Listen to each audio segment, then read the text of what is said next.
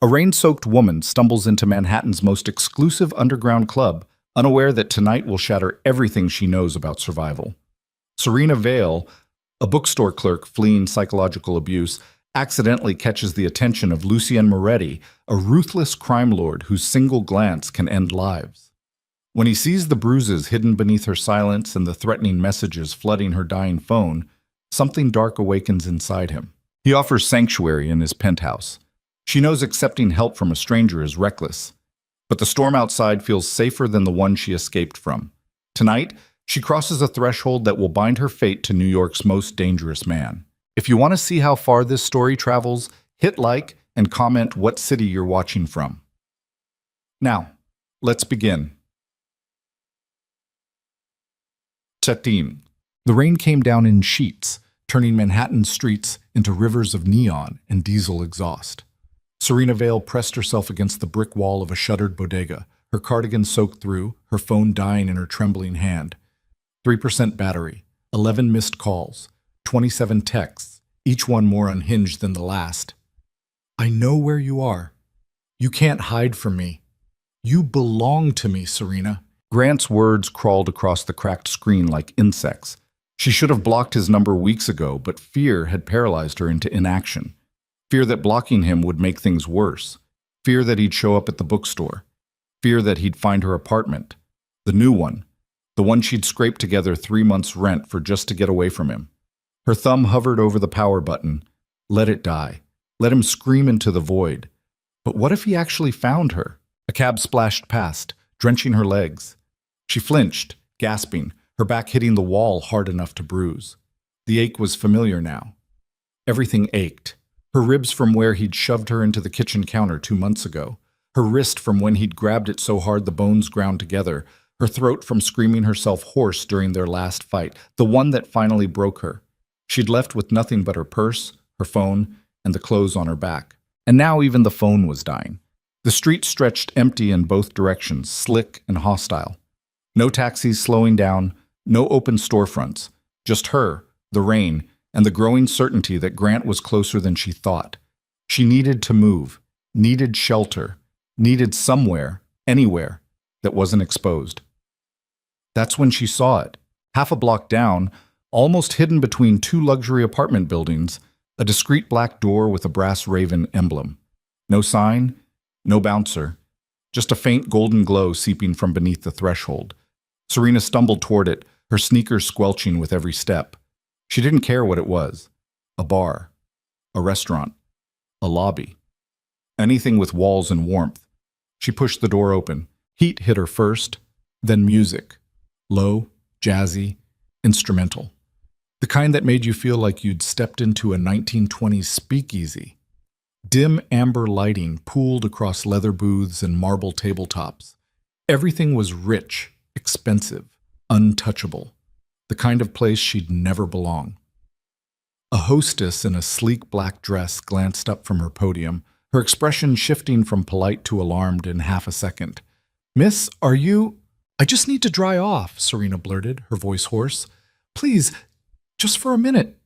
The hostess hesitated, her gaze flicking past Serena toward the back of the room. Following instinct or protocol, Serena couldn't tell. But before the woman could respond, a voice cut through the music like a blade. "Let her in." Serena's breath caught. The voice came from a booth near the far wall, half hidden in shadow. She couldn't see the man's face, but she felt his presence like a physical weight pressing against her chest. The hostess stepped aside immediately. "Of course, Mr. Moretti." Serena's legs moved before her brain caught up, carrying her deeper into the lounge. She didn't know why, didn't know what she was doing. But the warmth, the stillness, the absence of rain, it pulled her forward like gravity. She stopped a few feet from the booth. And then she saw him. Lucien Moretti sat alone, one arm draped casually across the back of the seat, a glass of whiskey untouched on the table. He wore a charcoal suit tailored so perfectly it looked like it had been sewn directly onto his body. Dark hair, sharp jawline, eyes so cold they could have been carved from black ice. He didn't smile, didn't move, just looked at her. Serena's throat tightened. She should leave, should run. Every instinct screamed that this man was dangerous. But he wasn't Grant, and that somehow made all the difference. "You're soaked," Lucian said, his voice quiet, controlled. He gestured to the seat across from him. "Sit." It wasn't a request. Serena sat. Her hand shook as she set her phone on the table, screen down. Water dripped from her hair onto the polished wood. She probably looked insane, drenched, pale, hollow-eyed. A mess. Lucien's gaze moved over her slowly, cataloging everything. The bruise on her collarbone, the way she held her left wrist carefully, the exhaustion etched into her face. "Who hurt you?" he asked. The question was so direct, so blunt, that Serena's breath hitched.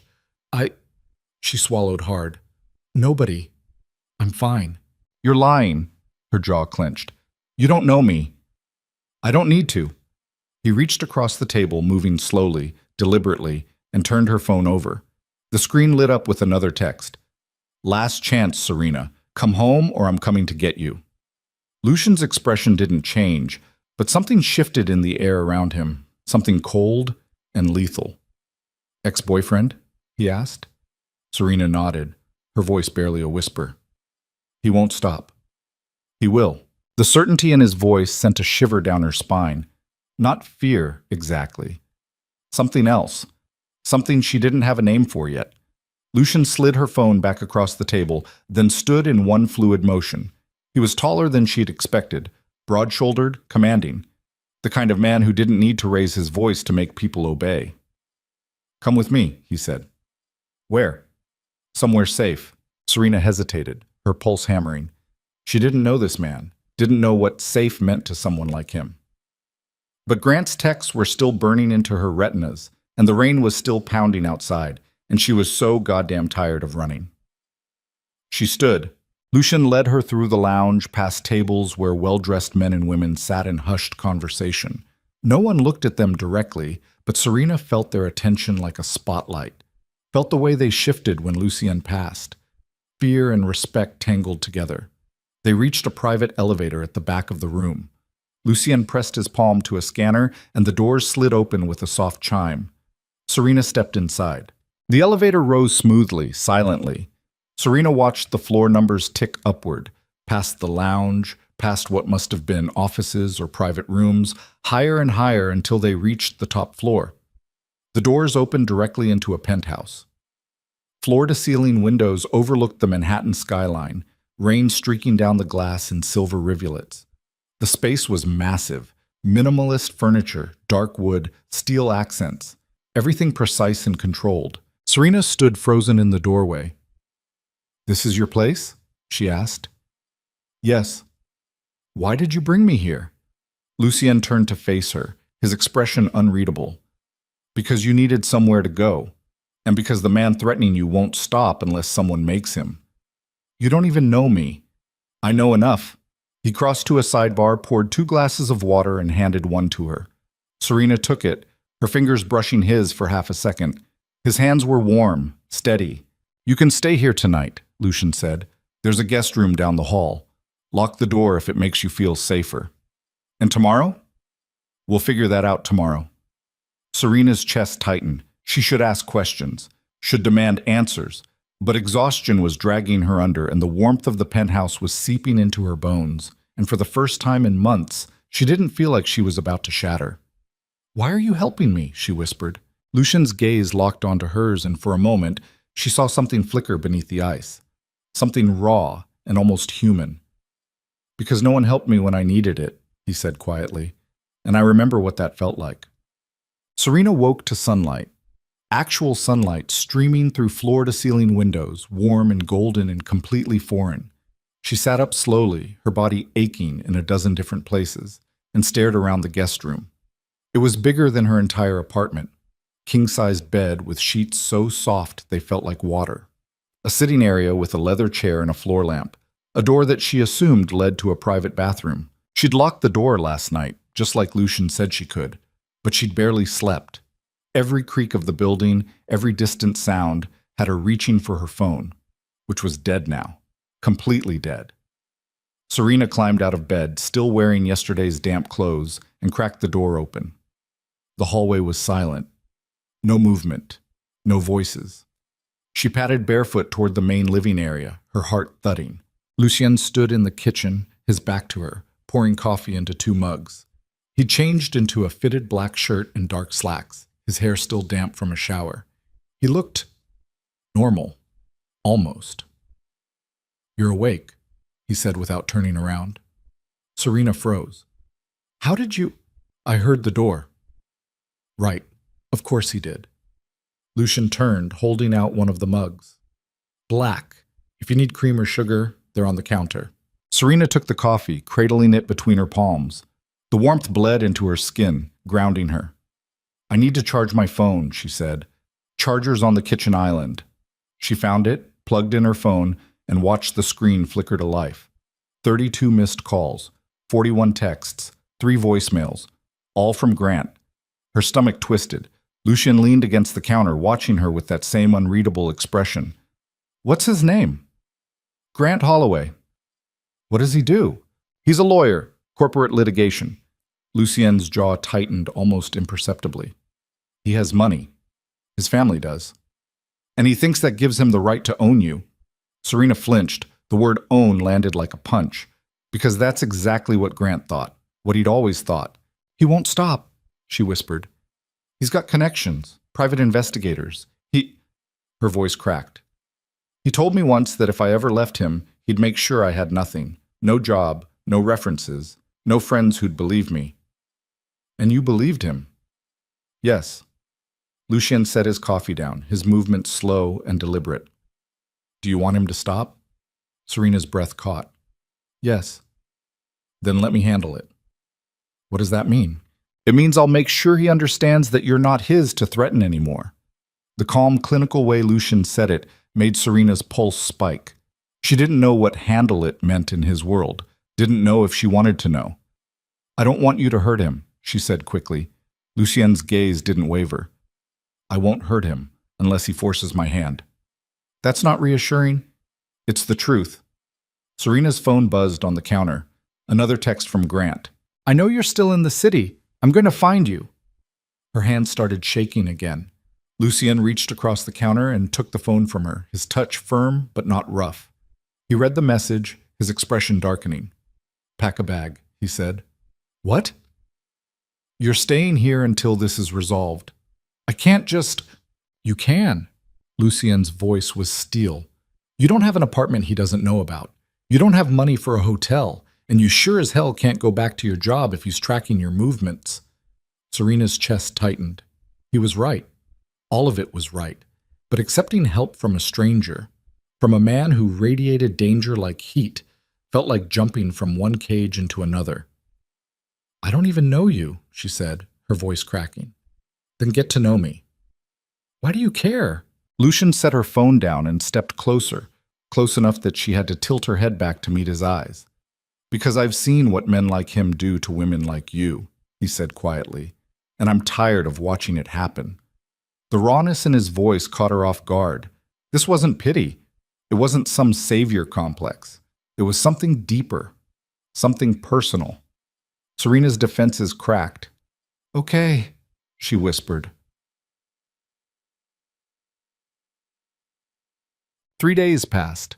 3 days of Serena living in Lucien's penthouse like a ghost, moving quietly through rooms that felt too big, too expensive, too surreal. He gave her space, didn't push, didn't ask invasive questions, just existed in the background, always aware, always watching. On the second day, a woman arrived with bags of clothes, all in Serena's size. Jeans, sweaters, underwear, everything. Lucien didn't explain how he knew her measurements. Serena didn't ask. On the third day, Lucien came home with groceries and cooked dinner. Serena stood in the kitchen doorway, watching him move with the same precision he brought to everything else, dicing vegetables, searing chicken, tasting sauce from a wooden spoon. "You cook?" she asked, surprised. "I don't trust other people with my food," Lucien said without looking up. "That's paranoid. That's survival." Serena crossed her arms, leaning against the doorframe. "What exactly do you do, Lucien?" He paused, just for a second, then resumed chopping. "I run businesses." "What kind of businesses?" "The kind that require discretion. That's not an answer. It's the only one you're getting tonight. Serena's jaw tightened. She should push, should demand the truth, but part of her didn't want to know, didn't want to confirm what her gut was already screaming. That Lucian Moretti was dangerous. That the safety he offered came with a price. They ate dinner in silence, the tension thick enough to choke on. But the food was good. Better than good. And Serena realized, with a pang of something close to grief, that no one had cooked for her in years. Grant never had. He'd always insisted on restaurants, on being seen, on control. After dinner, Lucian poured them both wine and led her to the floor-to-ceiling windows overlooking the city. The skyline glittered like a constellation. "Tell me about the bookstore," he said. Serena blinked. "What?" "You said you work at a bookstore. Tell me about it." She hesitated, then found herself talking. About the musty smell of old paperbacks. About her favorite customers. About the way she'd hide in the back room during her lunch break, devouring novels to escape the suffocating reality of her life with Grant. Lucien listened without interrupting, his gaze fixed on the skyline. "You love books," he said when she finished. "I love stories," Serena corrected. "I love the idea that you can be someone else, somewhere else, even if it's just for a few hours." "And who do you want to be?" The question landed like a knife between her ribs. "Someone who isn't afraid," she whispered. Lucian turned to look at her, and for the first time since they'd met, his expression softened. Just a fraction, just enough. "You're already braver than you think," he said.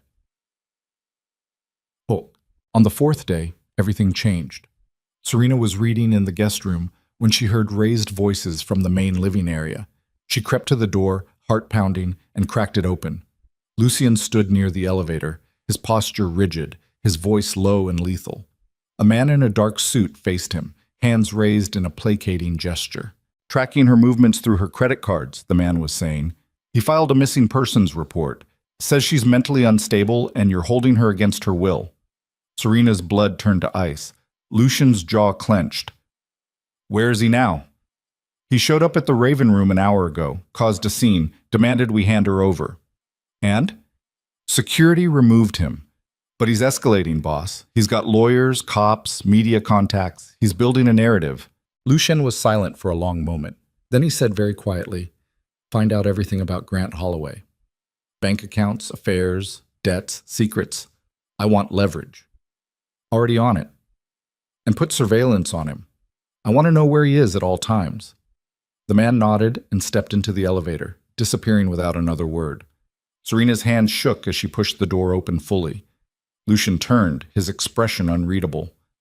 "How much did you hear?" he asked. "Enough." Her voice came out steadier than she felt. "Grant's telling people you're holding me captive. Are you?" The question hung in the air between them. "No," Serena said, "but he won't believe that. He'll twist everything until what? Until people believe him?" Lucien crossed the room, stopping a few feet away. "Let him try. I've dealt with worse. You don't understand. He has power. I have more." The certainty in his voice should have been arrogant, but it wasn't. It was just fact. Serena's breath came faster. "What are you?" Lucien's gaze locked onto hers. "What do you think I am?" "Dangerous." "Yes." "Criminal." "Yes." "Mafia." He didn't deny it. Serena's knees went weak. She'd suspected, of course she'd suspected, but hearing it confirmed, seeing the truth in his eyes, made it real. "I should leave," she whispered. "You should," Lucien agreed, "but you won't." "Why not?" "Because you're finally starting to feel safe, and you're terrified of losing that." The words cut deep because they were true. Every single syllable. Serena's chest heaved. I can't be part of this. I can't. You're already part of it." Lucien stepped closer, his voice dropping. "The moment you walked into the Raven Room, the moment you let me bring you here, you became part of my world. And Grant Holloway is about to learn what happens when someone threatens what's mine. I'm not yours, aren't you?" The question crackled between them like lightning. Serena's breath caught. She should run, should scream, should do anything except stand here trembling, staring into the eyes of a man who just admitted to being everything she should fear. But fear wasn't what she felt. Not anymore. "What are you going to do to him?" she asked. Lucien's expression darkened. "Whatever it takes to make him stop, Mac." That night, Serena couldn't sleep. She lay in the guest room, staring at the ceiling, her mind spinning. Grant was building a case against her, painting her as unstable, turning her escape into a crime. And Lucien was planning something that would end Grant's threats permanently. The thought should have horrified her. Instead, it filled her with a dark, savage relief. Around 2 a.m., she gave up on sleep and padded into the kitchen for water. Lucien was already there, standing at the window, a glass of whiskey in his hand. He didn't turn when she entered. "Can't sleep?" he asked. "No." "Neither can I." Serena poured herself water and joined him at the window. The city stretched out below them, endless and indifferent. "Tell me something true," she said quietly. Lucien glanced at her. "About what?" "About you. About why you're really helping me." He was silent for a long moment. Then he said, "My mother was like you." Serena's breath caught. "She stayed with my father for years," Lucien continued, his voice flat, emotionless. "He controlled everything. Her money, her friends, her freedom. And when she finally tried to leave, he killed her." The words landed like a bomb. "I was 10, Lucien said. "I watched him do it, and I swore I'd never let another man get away with that again." Serena's throat tightened. "Lucien, shit. So when I see bruises on a woman's wrist," he continued, his voice hardening, "when I see the fear in her eyes, when I see some entitled bastard sending threats because he thinks he owns her," he turned to face her fully, his gaze burning. "I don't see a stranger. I see my mother, and I do what I couldn't do then." Tears stung Serena's eyes. "I'm not asking you to forgive what I am," Lucien said quietly. "I'm not asking you to stay, but I'm asking you to trust that I will keep you safe, no matter what it costs." Serena's chest ached. She should be terrified, should see him as a monster, but all she saw was a boy who'd lost everything and turned that loss into armor. "Okay," she whispered. Lucien's expression shifted, something raw and vulnerable flickering across his face. And then, before she could think, before she could stop herself, Serena closed the distance between them and kissed him. His lips were warm, firm, tasting faintly of whiskey. For half a second he froze, surprised. Then his hand came up to cup the back of her head, deepening the kiss with a desperation that stole her breath. When they finally pulled apart, both of them were shaking. "That was," Serena started. "Reckless," Lucien finished. "Yes."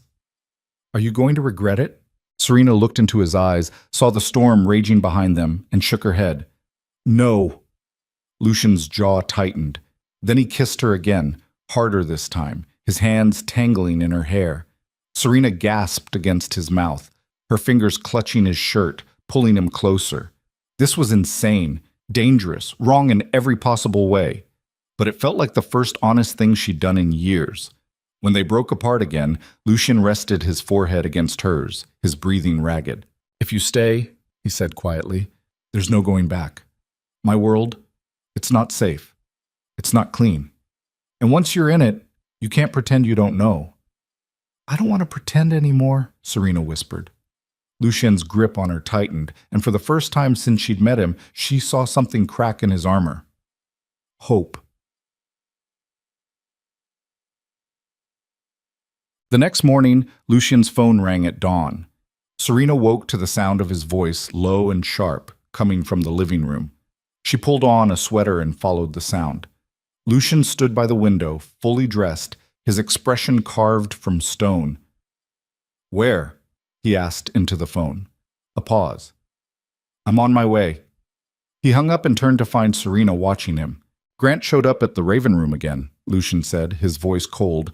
"He assaulted one of the staff, threatened to call the police unless we produced you." Serena's stomach dropped. What are you going to do?" Lucien's gaze was ice. "I'm going to make sure he understands that you're not his to hunt anymore." "Lucien, stay here, lock the door. Don't answer for anyone except me." "Please don't." But he was already moving, grabbing his jacket, his keys, his phone. The elevator doors opened, and he stepped inside.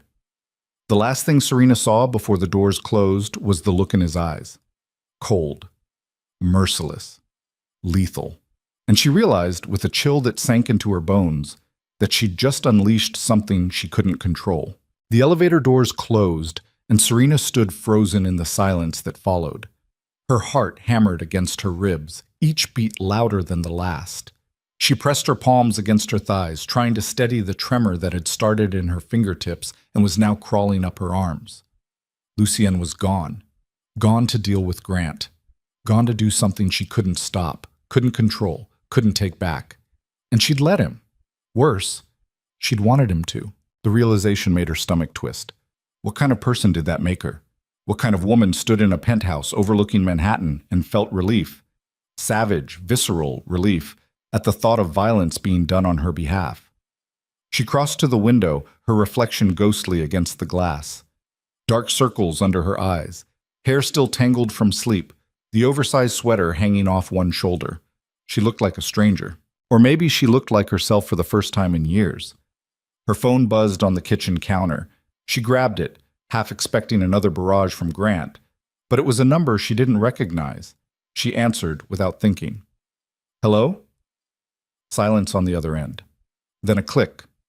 Her pulse spiked. She pulled the phone away, stared at the screen. The call had lasted 3 seconds. It rang again. Same number. This time she didn't answer. It rang 4 more times in the next 10 minutes, each call ending the moment she let it go to voicemail. No messages, no texts, just silence and repetition. Grant's new tactic, psychological warfare. Serena's hands shook as she blocked the number. Then another call came through. Different number, same pattern. He had burner phones. Or he was using apps. Or he'd enlisted someone to help him. She blocked that number too. By the time the sun fully rose, she'd blocked 6 different numbers. Her phone buzzed again. But this time it was a text from Lucian's number. Stay inside. Don't open the door for anyone. I'll be back by noon. No explanation, no details, just orders. Serena typed back, Is he okay? 3 dots appeared, then disappeared, then reappeared. Define okay. Her stomach dropped. She typed, Did you hurt him? The response came immediately. Not yet. Lucian returned at 11:47 a.m. Serena heard the elevator chime and rushed to the living room. The doors opened and he stepped out, his movements controlled, deliberate. His suit jacket was missing. His white shirt was unbuttoned at the collar, sleeves rolled up to his elbows. And his knuckles were split open, blood dried dark against his skin. Serena's breath caught. Oh my God! It's not my blood, Lucian said flatly. That didn't make it better.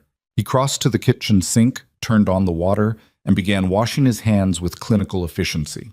The water ran pink, then red, then clear. Serena stood frozen, her pulse roaring in her ears. What did you do? I had a conversation. Lucienne, he's alive. He grabbed a dish towel, dried his hands, then turned to face her. His expression was unreadable, but his eyes burned with something dark and unrepentant. He won't be bothering you anymore. What does that mean? It means he understands now. Serena's throat tightened. Understands what? That you're not his. Lucian's voice dropped, cold and absolute. That if he comes near you again, if he sends another text, makes another call, even thinks your name too loudly, I'll finish what I started today. The words should have terrified her, should have sent her running. Instead, they settled over her like a blanket. Did you? She swallowed hard. Did you beat him? Yes. No hesitation, no shame. Where? A parking garage, private, no cameras. Was he alone? He brought 2 men with him, security, I assume. They didn't last long. Serena sank into the nearest chair, her legs giving out. Jesus Christ. Lucian crossed to her, crouched down so they were eye level. His hands rested on the armrests, caging her in without touching her. Look at me, he said quietly. She did. I gave him a choice, Lucian continued, his voice steady. Walk away and live his life, or keep hunting you and lose everything. He chose wrong, so I showed him what losing everything looks like. What did you do to him? Broke his nose, cracked 2 ribs. dislocated his shoulder. Then I had my men take photos of him bleeding on the concrete and sent them to his father, his law firm, and every board member of the nonprofit he chairs. Lucian's gaze didn't waver. I also made it very clear that if he files a police report, I have enough evidence of his harassment, his abuse, and his financial misdeeds to bury him in litigation for the next decade. Serena's mouth went dry. You can't just... I can, and I did. He'll retaliate.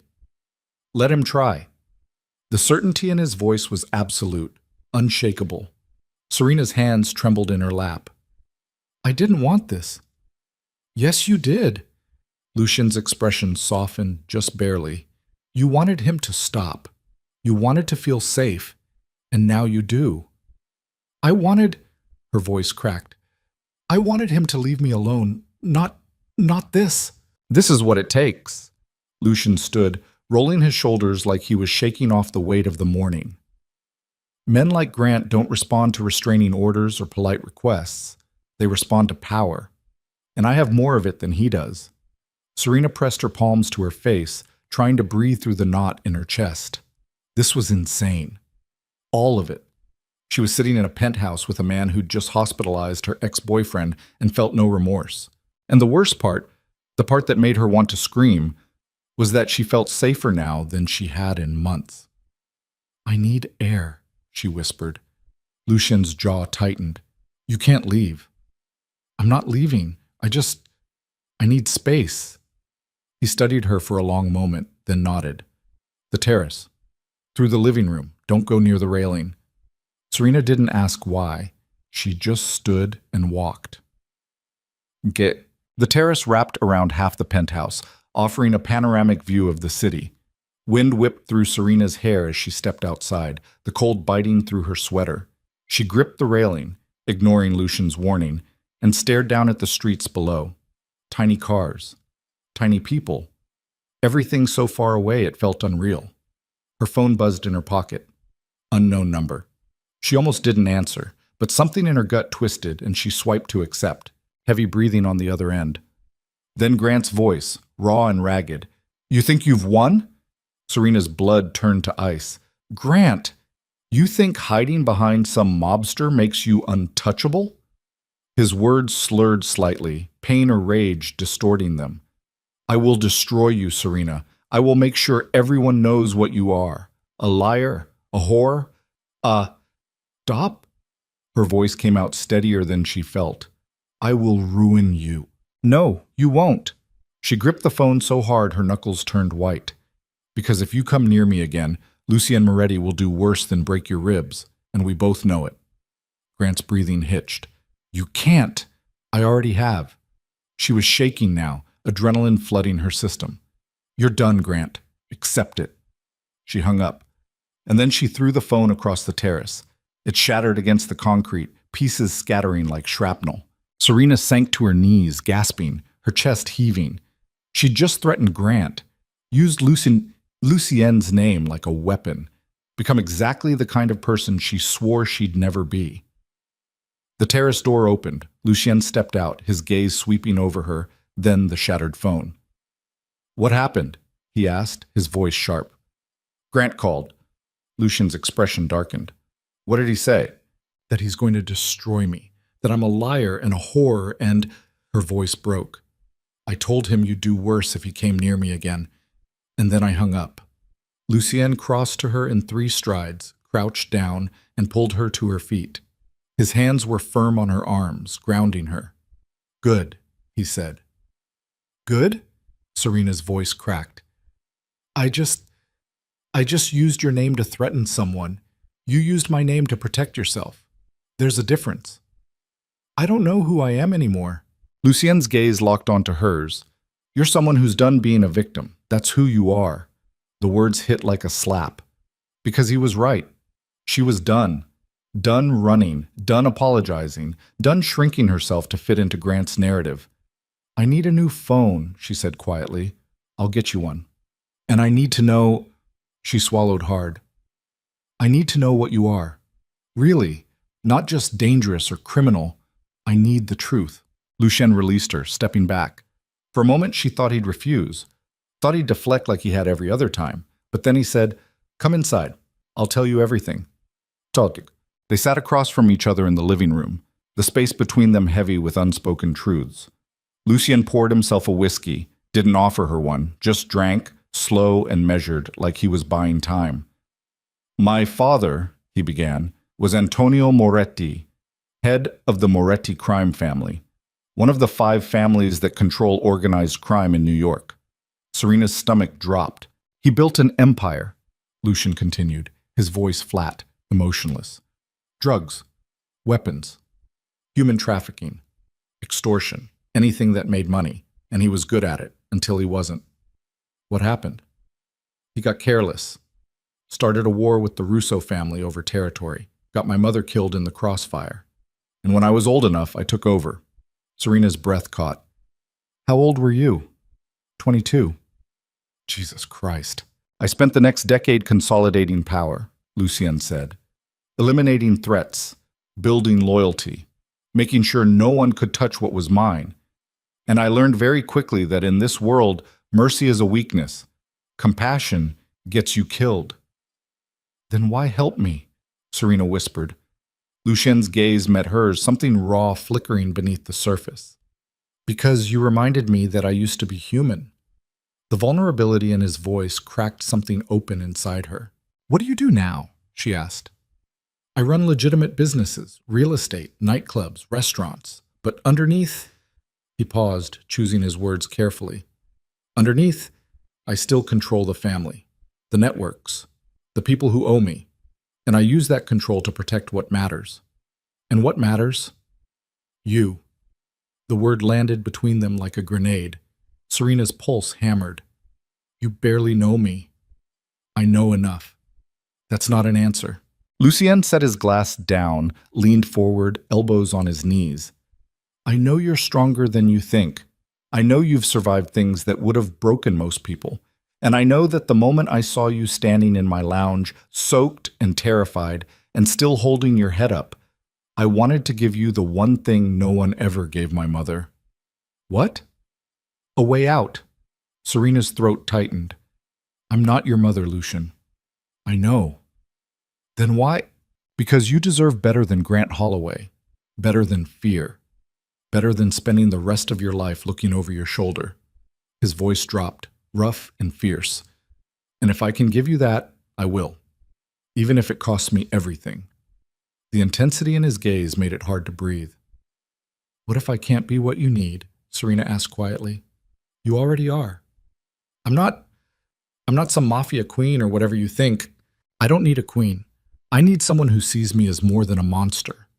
The honesty in his voice shattered her. "I do see you," she whispered. Lucien's jaw clenched. "Then stay."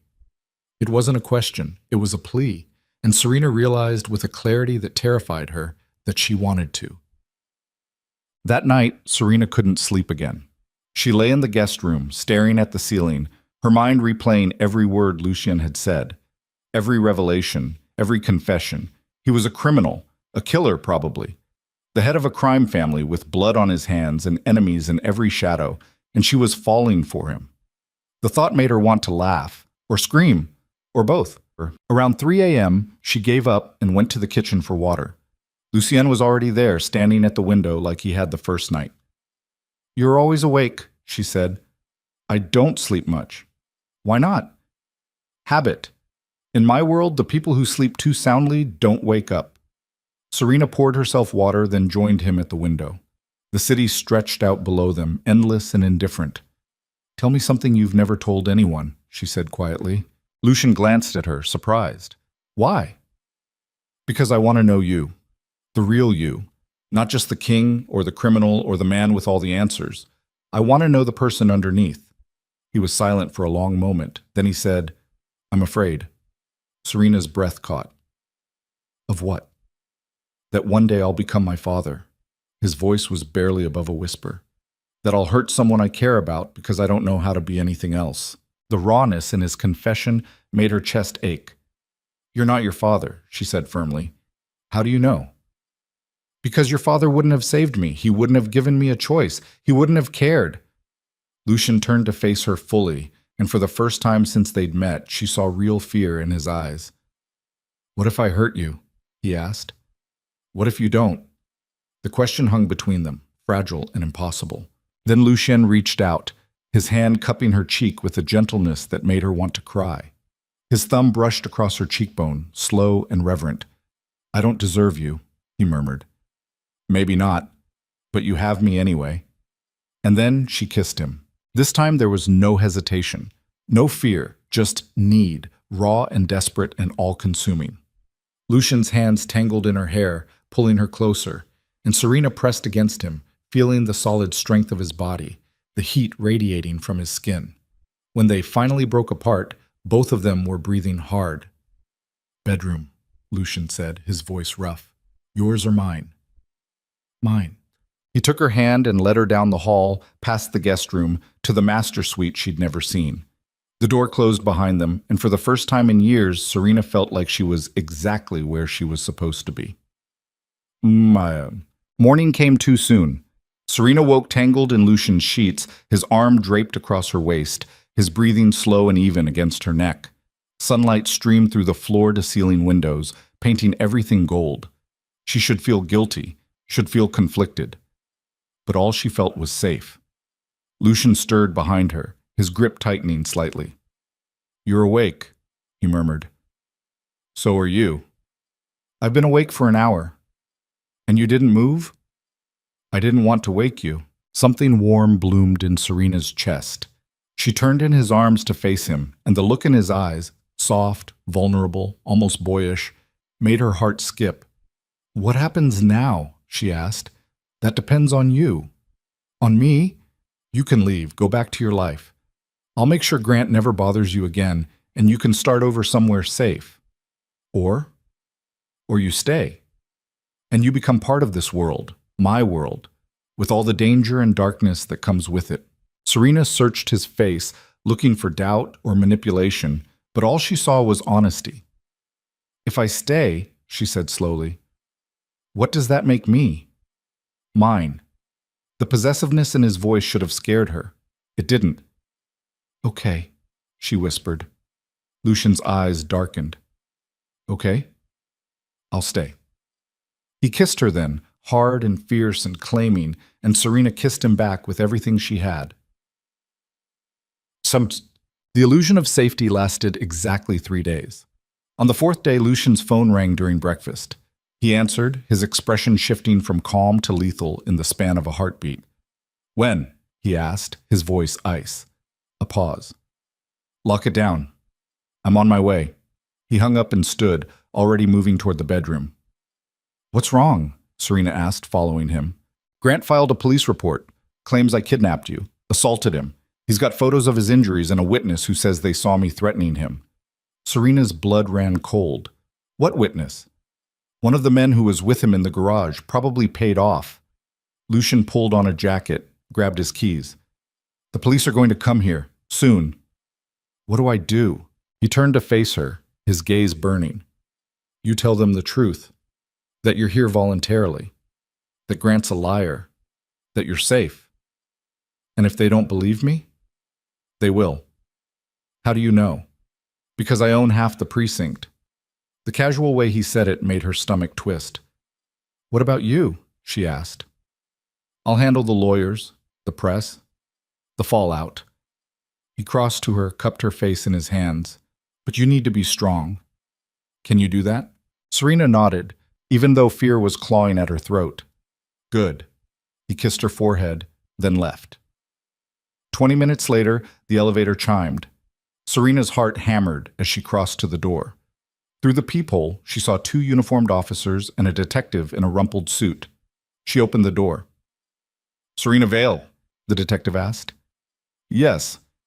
I'm Detective Ramos. We need to ask you some questions about Lucian Moretti and Grant Holloway." Serena stepped aside, letting them in. Her hand shook, but she kept her voice steady. "I'll tell you whatever you need to know." The interview lasted 2 hours. Detective Ramos was sharp, methodical, relentless. He asked about Grant, about Lucy Yen, about the bruises on her wrist, about how she ended up in the penthouse. Serena told the truth. Most of it, anyway. She explained Grant's abuse, the threats, the night she fled into the Raven room, Lucien's offer of sanctuary, the calls, the harassment, the call. She didn't mention the beating in the parking garage, didn't mention Lucien's network, didn't mention the photos sent to Grant's father. When Ramos asked if she was being held against her will, she looked him dead in the eye and said, "No." "Then why are you still here?" he asked. "Because I feel safe here." "With a known criminal?" "With someone who protects me." Ramos's jaw tightened. He glanced at the uniformed officers, then back at her. "Miss Vale, I need you to understand something. Lucien Moretti is dangerous. He's under investigation for racketeering, extortion, and suspected involvement in organized crime. Whatever he's told you, whatever he's promised you, it's not real. You don't know him. I know men like him. And they don't protect people. They own them." Serena's hands clenched in her lap. "Are we done here?" Ramos studied her for a long moment, then stood. "For now. But if you change your mind, if you want help getting out," he handed her a card. "Call me." She took the card. Didn't look at it. The officers left. Serena sank onto the couch, her whole body trembling. "Oh." Lucien returned an hour later. "How did it go?" he asked. "They think you're holding me hostage." "What did you tell them?" "That I'm here because I want to be." Lucien's expression softened. "Thank you. They're investigating you. Racketeering, extortion, organized crime." "I know. Does it ever bother you?" "What?" "That people think you're a monster?" Lucien crossed to the window, his hands in his pockets. "I am a monster, Serena. I've done things that would make you run if you knew the details. The only difference between me and the people hunting me is that I'm better at it." "Then why help me? Why risk everything for someone like me?" He turned to face her, and the look in his eyes made her breath catch. "Because you make me want to be something else," he said quietly. Serena's chest tightened. Before she could respond, Lucien's phone rang again. He answered, his expression darkening with every passing second. "Where?" he asked. A pause. "I'm on my way." He hung up, his jaw clenched. "What now?" Serena asked. "Grant just showed up at the Raven room, again. He's threatening the staff, demanding they hand you over." Serena's stomach dropped. "He's insane. He's desperate." Lucien grabbed his jacket. "Stay here. Lock the door. Don't answer for anyone." "Lucien, please." "I'll handle it." "That's what I'm afraid of." He stopped at the elevator, turned to face her. "Do you trust me?" Serena's breath hitched. "Yes." "Then let me do what I do best." The elevator doors closed, and Serena stood alone in the penthouse, her heart pounding, knowing that whatever happened next would change everything. Hours passed. Serena paced the living room, her phone clutched in her hand. No calls, no texts, just silence. She tried Lucien's number. It went straight to voicemail. Tried again. Same result. Panic clawed at her throat. At 11 p.m., the elevator chimed. Serena's heart leapt. She rushed to the door and froze. It wasn't Lucien. It was one of his men, the same one who'd brought her clothes. His face was grim, his hands shoved in his pockets. "Miss Vale," he said quietly. "Where's Lucien?" "He asked me to bring you something." He handed her a phone. New, fully charged. "What's going on?" Serena demanded. "Where is he?" "He's handling a situation. He'll be back soon." "That's not an answer. It's the only one I have." The man stepped back into the elevator and the doors closed. Serena stared at the phone in her hand, her pulse roaring. It buzzed. A text from an unknown number. "You want to know where your knight in shining armor is? Check the news." Her blood turned to ice. She grabbed the remote, turned on the TV, and flipped to a news channel. The headline made her knees buckle. Breaking. Violent altercation at Manhattan nightclub. One man hospitalized. Lucien Moretti wanted for questioning. The screen showed footage of the Raven room, police cars surrounding it, yellow tape blocking the entrance. And then a photo of Grant, bloodied and unconscious, being loaded into an ambulance. Serena's hands shook so hard she dropped the remote. The door to the penthouse opened. Lucien stepped inside. His shirt was torn. Blood splattered across his collar. His knuckles split open again, fresh and raw. But his eyes were cold, empty. "What did you do?" Serena whispered. Lucian closed the door behind him, his movements slow, deliberate. "What I had to." "Is he dead?" "Not yet."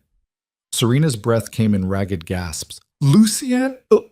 "He came at me with a knife," Lucian said, his voice flat.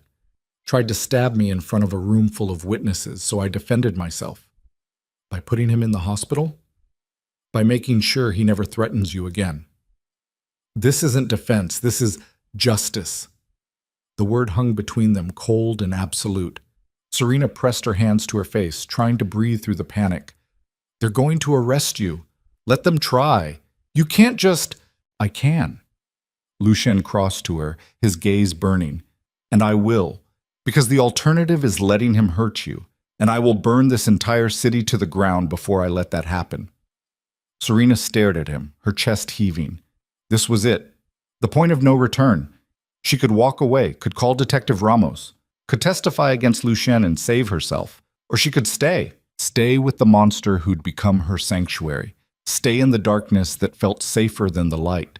Stay with the man who'd shown her what it meant to be protected, even if that protection came soaked in blood. "I can't do this," she whispered. Lucien's expression cracked, just for a second.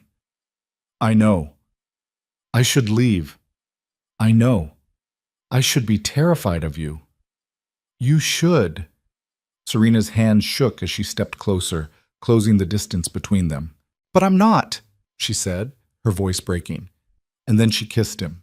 Kissed him like he was the only solid thing in a world spinning out of control.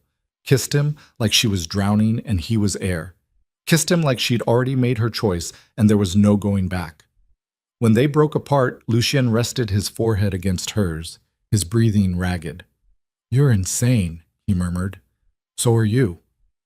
This is going to destroy you." "Then let it." Lucien pulled back, his hands framing her face, his eyes searching hers. "If you stay," he said quietly, "there's no walking away. You'll be tied to me, to this life, to everything I am. And when the world comes for me, and it will, you'll burn with me." Serena's heart pounded. She thought of Grant, of the years spent shrinking herself, of the fear that had choked her for so long she'd forgotten what it felt like to breathe. And then she thought of Lucien, of the way he looked at her like she mattered, of the safety she felt in his arms, even when the world outside was collapsing. "I choose you," she whispered.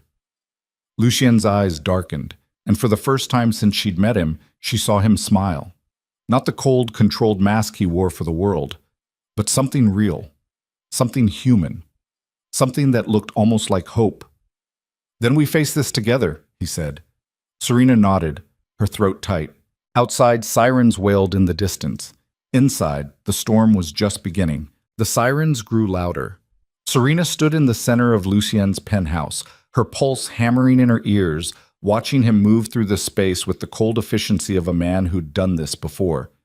He stripped off his bloodied shirt, tossed it into a black garbage bag, then disappeared into the bedroom. She followed him, her legs shaky. Lucien stood at his closet, pulling on a fresh white dress shirt, his movements precise despite the split knuckles. His jaw was tight, his eyes distant, already calculating, already 3 steps ahead. "What happens now?" Serena asked. "Now we wait." He buttoned the shirt, then reached for a charcoal suit jacket. "The police will come, they'll ask questions. You tell them exactly what I tell you to say." "Which is?" "That you were here all night, that I never left. That Grant Holloway is a liar with a vendetta." Serena's stomach twisted. "You want me to lie to the police?" Lucien turned to face her, his expression hard. "I want you to survive what comes next, and the truth won't do that. The truth is that Grant attacked you. The truth is that I put a man in the hospital, and there are witnesses who will say I started it. The truth is that I'm already under investigation, and this gives them exactly what they need to destroy me." He crossed to her, his gaze boring into hers. "So yes, Serena, I want you to lie." Her throat tightened. "What if they don't believe me?" "They will, because you're the victim in their narrative, the innocent woman caught between 2 dangerous men." His voice softened just barely. And because I've already made sure the story they hear is the one we need them to hear. How? I have people, lawyers, witnesses, evidence. By the time the police finish their investigation, Grant Holloway will look like the obsessed ex-boyfriend who fabricated everything to get revenge. Serena's hands trembled. And what if it doesn't work? Lucien's jaw clenched. Then I go to prison, and you get as far away from me as possible. The casual way he said it made her chest ache. I'm not leaving you, she whispered. You might not have a choice. Before she could respond, the elevator chimed. Lucien's entire body went rigid. He grabbed a burner phone from his nightstand, typed something quickly, then pocketed it. Stay calm, he said. Let me do the talking. They walked to the living room together. The elevator doors opened, but it wasn't the police. It was a woman. Tall, elegant, late 30s, designer suit, diamond earrings, dark hair pulled into a sleek bun. She stepped into the penthouse like she owned it, her heels clicking against the marble floor. Her gaze swept over Serena, cold and assessing, before landing on Lucien. Well, the woman said, her voice smooth as silk. This is cozy. Lucien's expression didn't change, but Serena felt the tension radiating off him like heat. What are you doing here, Isabel? He asked. Isabel. The name landed like a stone in Serena's gut. The woman smiled, but it didn't reach her eyes. I heard you had a busy night. Thought I'd check in. I don't need you to check in. No, because from where I'm standing, you just handed the feds exactly what they need to take you down. Isabel's gaze slid to Serena again. And all for some bookstore clerk. Serena's spine stiffened. Who the hell are you? Isabel's smile widened. I'm his wife. The words hit like a freight train. Serena's breath stopped. Her vision narrowed. The room tilted. What? She whispered. Lucien's expression was stone. Ex-wife.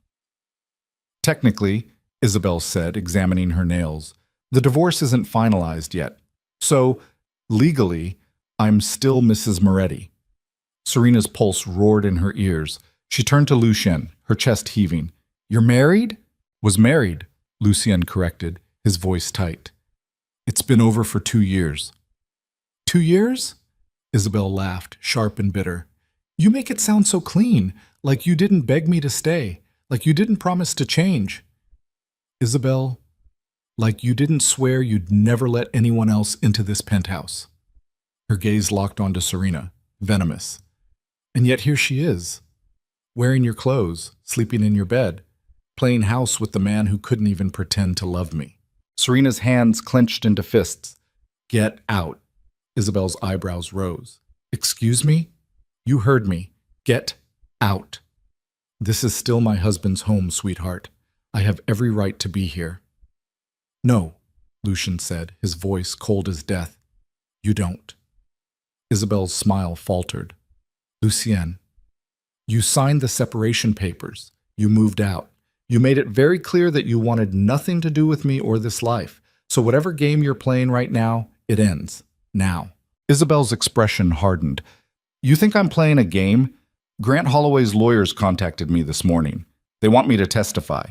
To tell them about your violent tendencies, your criminal connections, how you terrorized me during our marriage. Serena's blood ran cold. Lucien's jaw clenched so hard she heard his teeth grind. You wouldn't. Wouldn't I? Isabel's crossed her arms. You humiliated me, Lucien. Pushed me aside the moment I stopped being useful. And now you expect me to protect you? I expect you to remember that if I go down, you go down with me. The threat hung in the air, sharp and lethal. Isabel's eyes narrowed. Are you threatening me? I'm reminding you of the prenup you signed. The one that says if you testify against me, you forfeit every dollar I ever gave you, every property, every investment, every cent. Her face went white. You bastard! You knew what you were marrying into. I thought I was marrying a man, not a monster. Lucien stepped closer, his voice dropping to a whisper. Then you were always a fool. Isabel's hand flew up, aiming for his face. Lucien caught her wrist midair, his grip iron. Don't, he said quietly. For a moment they stood frozen, locked in a silent battle of wills. Then Isabel wrenched her hand free, her breathing ragged. You'll regret this. I already do. She turned on her heel and stormed to the elevator, jabbing the button with shaking fingers. The doors opened and she stepped inside.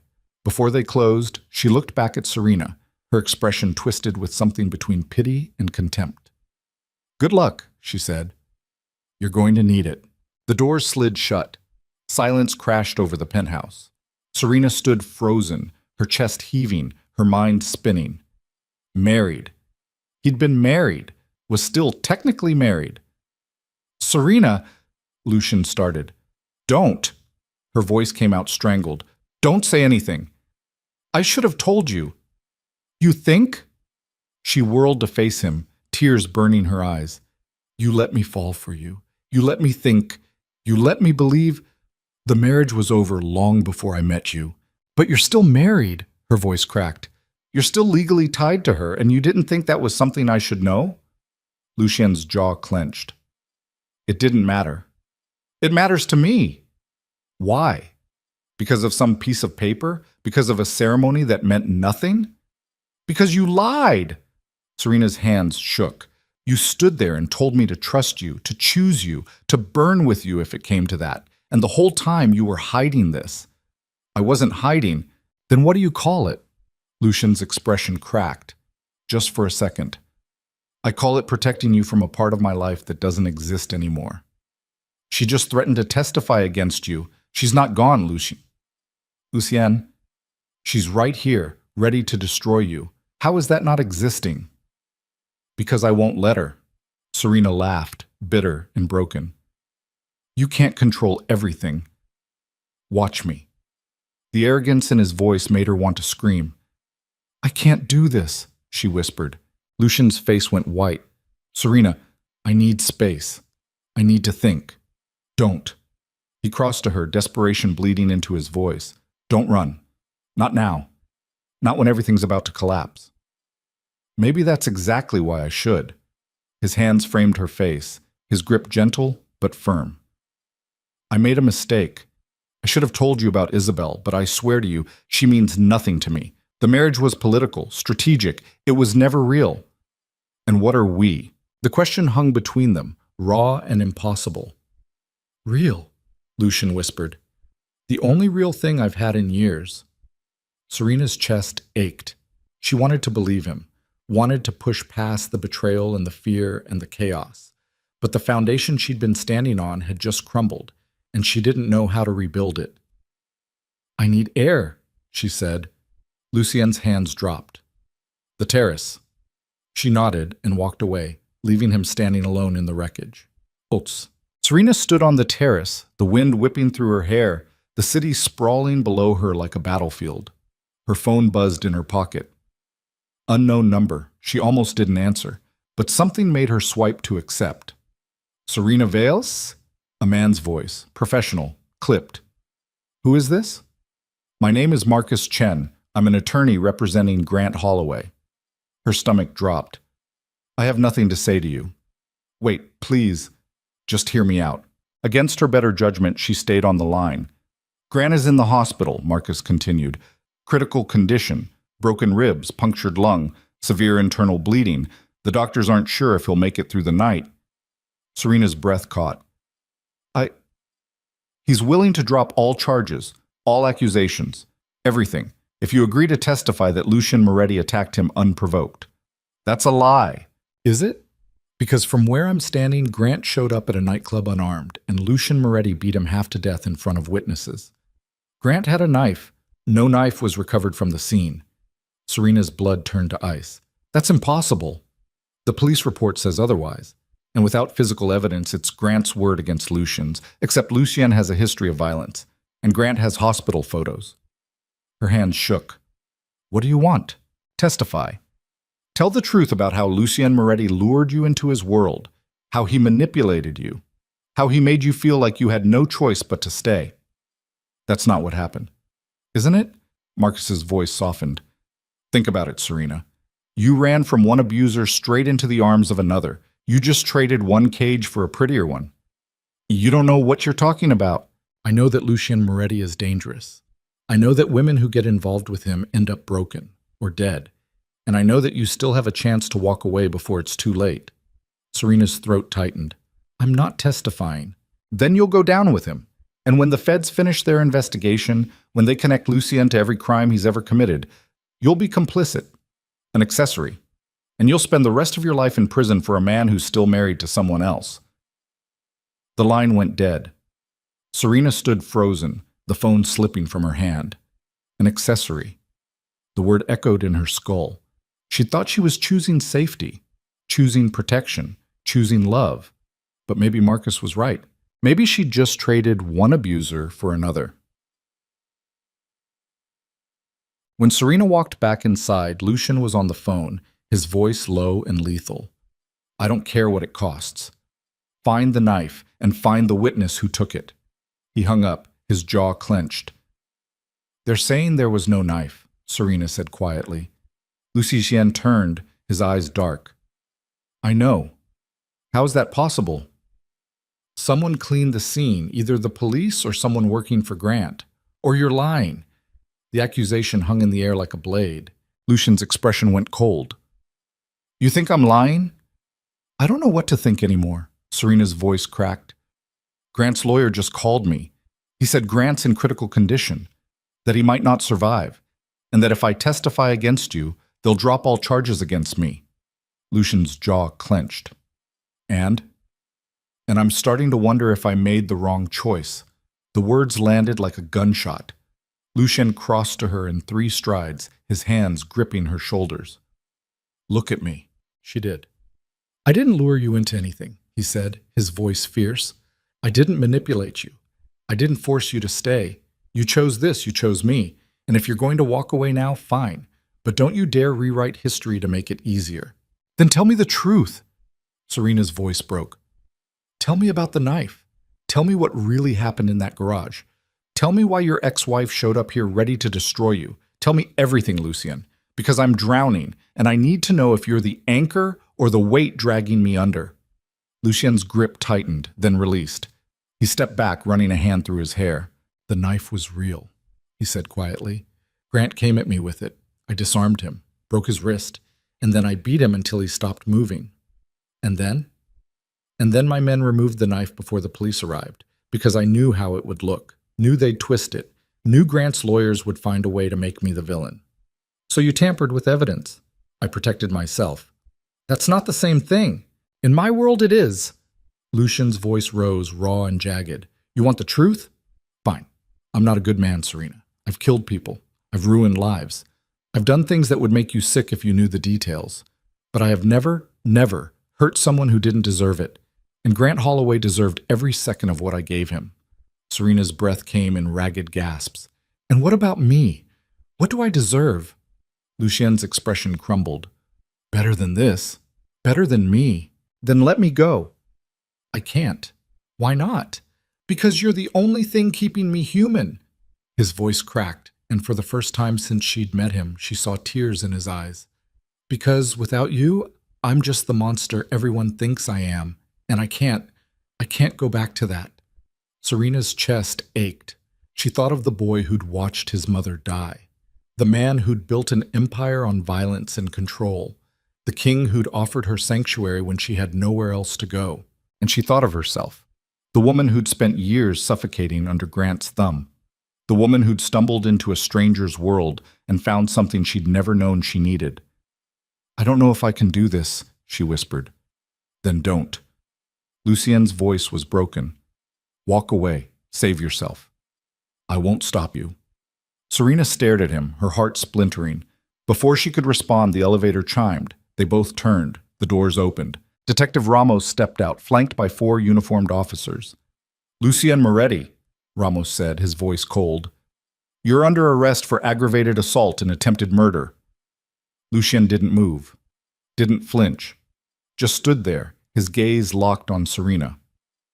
Put your hands behind your back, Ramos ordered.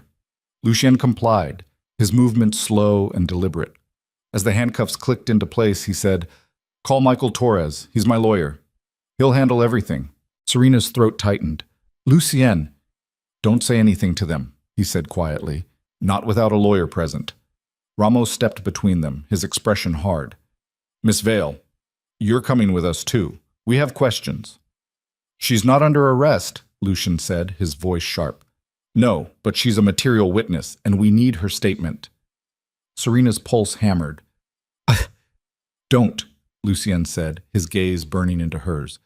Don't say anything. Ramos grabbed Lucien's arm, pulling him toward the elevator. Let's go. As they stepped inside, Lucien looked back at Serena one last time, and she saw it. The fear, the vulnerability, the plea. He was terrified she'd betray him. The elevator doors closed. Serena stood alone in the penthouse, her chest heaving, her mind spinning. Another officer approached her. Ma'am, we need you to come with us. She nodded numbly and followed. Detected. The interrogation room was small, windowless, suffocating. Serena sat at a metal table, her hands trembling in her lap, while Detective Ramos and a female officer watched her from across the room. Walk me through the night of the incident, Ramos said. Serena swallowed hard.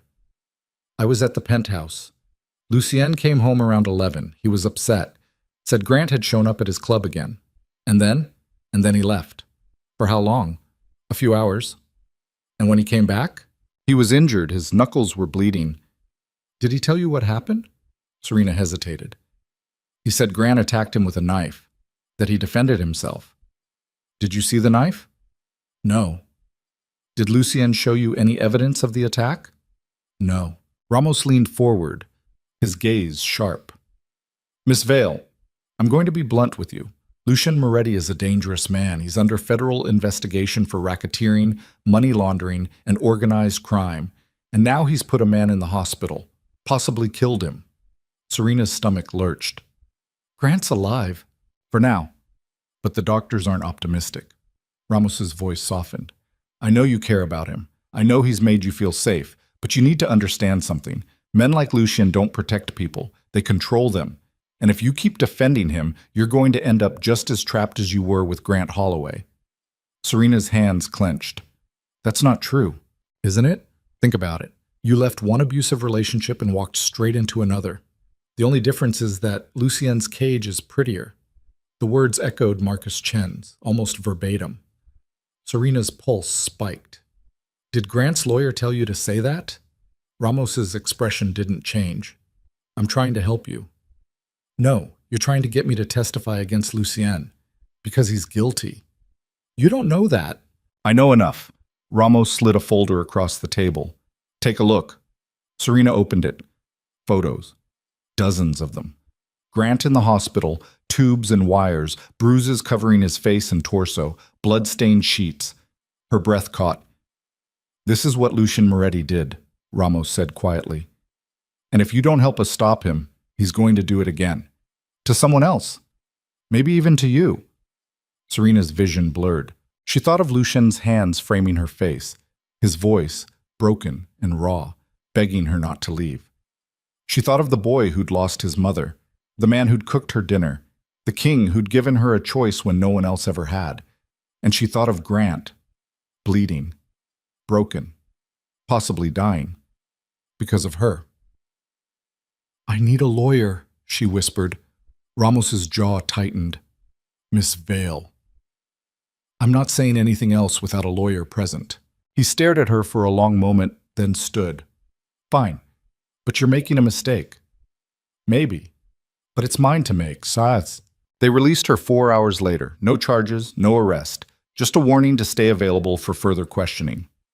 Serena stepped out of the precinct into the cold night air, her body shaking with exhaustion. A black car idled at the curb. The back door opened. A man in a tailored suit stepped out. Early 50s, salt and pepper hair, sharp eyes. Serena Vale? He asked.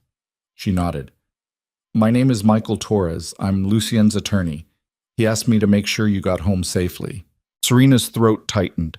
Where is he? Being processed. He'll be arraigned in the morning, bail hearing the day after. Will they let him out? That depends on a lot of factors, but I'm working on it. Torres gestured to the car. Please, let me take you home. Serena hesitated, then climbed in. The car pulled away from the curb, and she stared out the window at the city sliding past. Did he tell you what happened? She asked quietly. He told me enough. And? And I believe him. Why? Torres glanced at her. Because I've known Lucien Moretti for 15 years, and in all that time I've never seen him lie about violence. He owns what he does, even when it costs him. Serena's chest ached. Grant might die. I know. And if he does, Lucien will go to prison for murder. Possibly. And there's nothing I can do to stop it. Torres was silent for a moment. Then he said, There's one thing. Serena turned to face him. What? Testify. Tell them what Grant did to you. The abuse, the threats, the harassment. Make them see that Lucien was protecting you, that everything he did was in defense of someone who couldn't defend herself. They won't believe me. They might. If you're convincing enough. Serena's hands trembled. And if I'm not? Then Lucien spends the rest of his life in prison, and you spend the rest of yours wondering if you could have saved him. The weight of it crushed her. I don't know if I can do this, she whispered. You don't have a choice, Torres said gently. None of us do anymore. The car pulled up to Lucien's building. Serena stepped out, her legs shaky, and rode the elevator to the penthouse.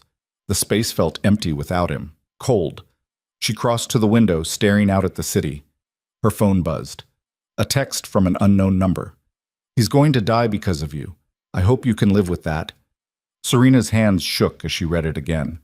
Grant's lawyer. Or Isabel. Or someone else in Lucien's world ready to tear her apart. Another text. You still have time to do the right thing. Testify. Save yourself. Serena's vision blurred. She thought of Lucien in a cell. Lucien in handcuffs. Lucien being led away while she stood frozen, too broken to fight. And she thought of the woman she used to be. The one who let Grant control her. The one who ran instead of standing her ground. That woman was gone. Burned away in the fire of the last few weeks. And in her place was someone new, someone harder, someone who'd learned that survival meant making impossible choices. Serena deleted the text. Then she called Michael Torres. I'll testify, she said when he answered. I'll tell them everything, but I need you to promise me something. What? That when this is over, win or lose, Lucien and I are done. No more lies, no more secrets, no more cages. Torres was silent for a moment. Then he said, I'll make sure he knows. Serena hung up, and for the first time since she'd met Lucien Moretti, she felt like she was the one in control, even if that control came at the cost of everything she'd begun to love. The arraignment was a circus. Reporters swarmed the courthouse steps. Cameras flashed. Microphones shoved into her face as Serena pushed through the crowd, flanked by Michael Torres and 2 security guards Lucien had hired before his arrest. Miss Vale, did Lucien Moretti kidnap you? Are you in love with him? Is it true he's connected to the Moretti crime family? She kept her head down, her jaw clenched, and said nothing. Inside the courtroom, she took a seat in the gallery. And then they brought Lucien in. Orange jumpsuit, hands cuffed in front of him, hair disheveled, stubble shadowing his jaw. But his eyes found hers immediately, and he smiled. Not the cold, controlled mask he wore for the world, but something real, something that said, I see you. I know what you're about to do, and I don't blame you. Serena's chest ached. The judge entered. The proceedings began. Bail was set at $5 million. Torres posted it within the hour. Lucien was released, and as they walked out of the courthouse together, Serena realized with a cold, creeping certainty that this was only the beginning. The real war hadn't even started yet. The courthouse steps felt like a gauntlet. Cameras exploded in bursts of white light. Reporters screamed questions that blurred together into a wall of noise. Serena kept her head down, her hand locked around Lucien's arm as Michael Torres and the security team carved a path through the mob. Mr. Moretti, did you assault Grant Holloway? Is it true you're under federal investigation? Miss Vale, are you being held against your will? Lucien's jaw was stone. He didn't flinch, didn't acknowledge them, just moved forward with the cold precision of a man who'd walked through worse. They reached the black SUV idling at the curb. Torres opened the door and Serena climbed in first, her legs shaking. Lucien followed, the door slamming shut behind them. The noise outside muted to a dull roar. The driver pulled away from the courthouse, and for a moment there was only silence. Lucien sat rigid beside her, his hands clenched in his lap. The orange jumpsuit was gone. replaced by the suit Torres had brought him. But he still looked wrong, hollow, like something vital had been carved out and left behind in that cell. "Are you okay?" Serena asked quietly. He didn't answer immediately, just stared out the window at the city sliding past. "No," he said finally. Serena's throat tightened. "Lucien, Grant's stable." His voice was flat, emotionless. "The doctors say he'll live, which means I'm not facing murder charges. Just aggravated assault. Attempted murder, if they can make it stick. Torres will fight it?" "Torres can't fight evidence, and they have plenty." Lucien turned to look at her, and the exhaustion in his eyes made her chest ache. "Security footage from the Raven Room, witness statements, hospital photos. The only thing standing between me and a conviction is you." Serena's pulse spiked. "What do you mean?" "If you testify that Grant was stalking you, that he attacked me first, that I was protecting you, it might be enough to create reasonable doubt. But if you don't—" He paused, his jaw clenching. "If you don't, I go to prison for 10 to 20 years. The weight of it crushed her. "I told Torres I'd testify," she whispered. Lucien's expression cracked. "Why?" "Because it's the truth. The truth is that I beat a man half to death because he threatened you. The truth is that I'm exactly what they say I am." "No." Serena's voice shook. "The truth is that Grant spent months terrorizing me. That he showed up at your club with a knife, that you defended yourself and me. And if the jury doesn't see that, then the system is as broken as you always said it was." Lucien stared at her for a long moment. Then he reached out, his hand cupping her cheek with a gentleness that made her want to cry. "You're going to destroy yourself for me," he said quietly. "Only if you let me." His thumb brushed across her cheekbone. "I should let you go, right now. Tell you to run and never look back. But you won't." "No, I won't." "Why not?" "Because I'm selfish, and because I need you." The rawness in his voice broke something open inside her. Before she could respond, Torres's phone rang. He answered, listened, then cursed under his breath. "What?" Lucien asked. "Grant's lawyer just filed a motion to revoke your bail. Claims you're a flight risk and a danger to their client." Lucien's expression darkened. "On what grounds?" "On the grounds that you've made multiple threats against Grant Holloway and have the resources to leave the country." "That's bullshit. It's strategy. They're trying to get you back in a cell before the trial." Torres's jaw tightened. "The hearing's tomorrow morning. We need to be ready." Serena's stomach dropped. "What happens if they revoke it?" "He goes back to jail," Torres said bluntly, "and stays there until the trial, which could be months." Lucien's hands clenched into fists. "Then we don't let them revoke it." "How?" Serena asked. "By making sure they understand that I'm not going anywhere." Lucien's gaze locked onto hers.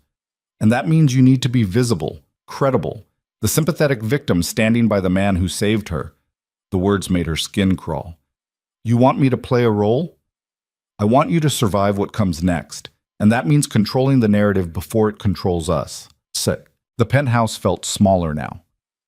Serena stood at the window, staring out at the city, while Lucien paced behind her. Torres had left to prepare for the bail hearing. The security team had swept the building for listening devices, and now it was just the two of them, trapped in the wreckage of choices neither could take back. "I need to ask you something," Serena said quietly. Lucien stopped pacing. "What?" "Did you know Grant would come after you that night?" Silence. Serena turned to face him. "Did you plan for him to show up at the Raven Room so you'd have an excuse to put him in the hospital?" Lucien's expression was unreadable. "Does it matter?" "Yes, it matters."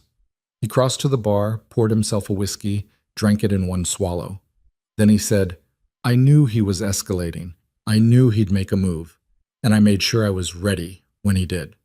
Serena's breath caught. "So you set a trap?" "I created an opportunity." "That's the same thing." "No, it's not." Lucien's voice hardened. "A trap implies I forced his hand. I didn't. Grant made his own choices. He chose to show up armed. He chose to threaten my staff. He chose to attack me. All I did was make sure I won. By almost killing him. By making sure he could never hurt you again." The certainty in his voice should have terrified her. Instead, it settled over her like armor. What happens if I testify and it's not enough? She asked. Then I go to prison. And me? You walk away, start over, live the life you deserve. Serena's chest tightened. What if I don't want to walk away? Lucien's gaze locked onto hers, and for a moment she saw the fear beneath the ice. Then you'll spend the next decade visiting me in a cell, watching me disappear piece by piece, until there's nothing left but the monster. I don't believe that. You should. Why?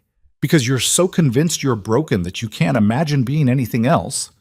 Serena crossed to him, her pulse hammering. I've seen you, Lucien, the real you. The man who cooks dinner and memorizes my favorite books and holds me like I'm something precious. That man isn't a monster. That man is a lie I tell myself to sleep at night. No, he's the truth you're too afraid to accept. Lucien's jaw clenched. You don't know what you're talking about. Then show me. Serena's voice broke. Show me the worst of you. The parts you're so sure will make me run, because I'm done pretending I don't see it. Serena, show me. For a moment she thought he'd refuse, thought he'd shut down and walk away. But then he grabbed her hand and pulled her toward the elevator. What? The basement of the building was something out of a nightmare. Concrete walls, fluorescent lights, a heavy steel door at the end of a narrow corridor. Lucien pressed his palm to a scanner. The door unlocked with a mechanical hiss. Inside was a room that looked like an interrogation cell. Metal chair bolted to the floor. Drain in the center, hooks embedded in the ceiling. Serena's stomach twisted.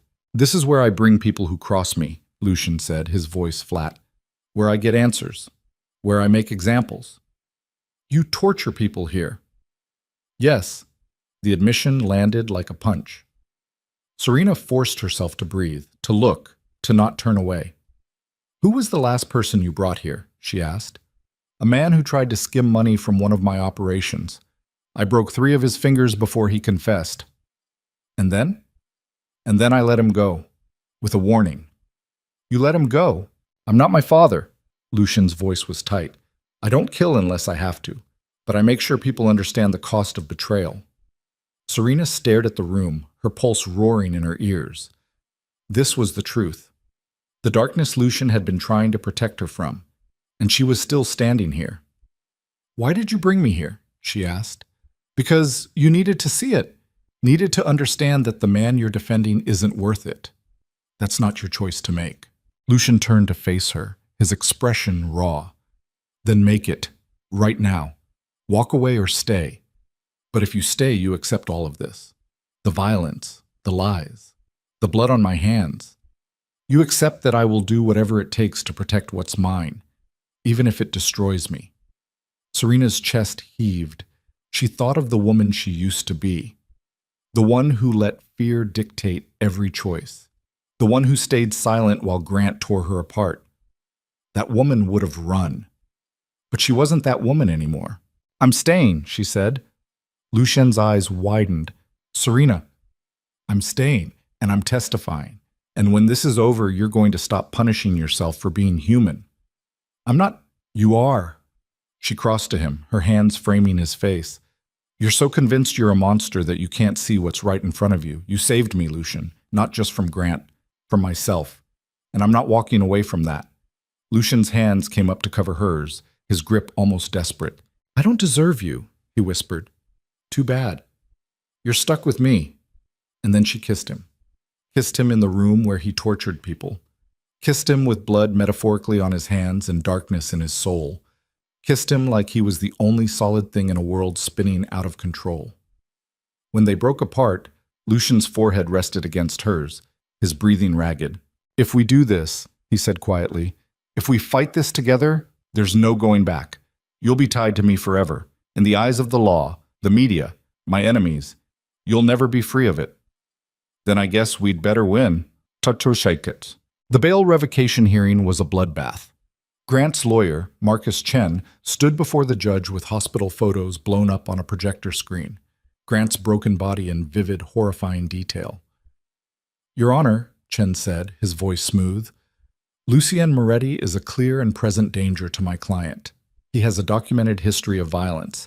He's currently under federal investigation for racketeering and organized crime, and he's shown zero remorse for putting Grant Holloway in the ICU. Torres stood, his expression sharp. Objection. Mr. Moretti acted in self-defense against an armed assailant who'd been stalking and threatening Miss Serena Vale for months. There's no evidence of a weapon, Chen countered, because it was removed from the scene before police arrived, likely by Mr. Holloway's own associates to create exactly this narrative. The judge's gaze flicked between them. Does the defense have proof of this claim? We're working to obtain surveillance footage from nearby businesses. But more importantly, Your Honor, we have testimony from Miss Vale herself, detailing the months of abuse and harassment she suffered at Mr. Holloway's hands. Chen's expression hardened. Miss Vale is hardly a credible witness. She's living in Mr. Moretti's penthouse, financially dependent on him, emotionally manipulated. Her testimony is tainted.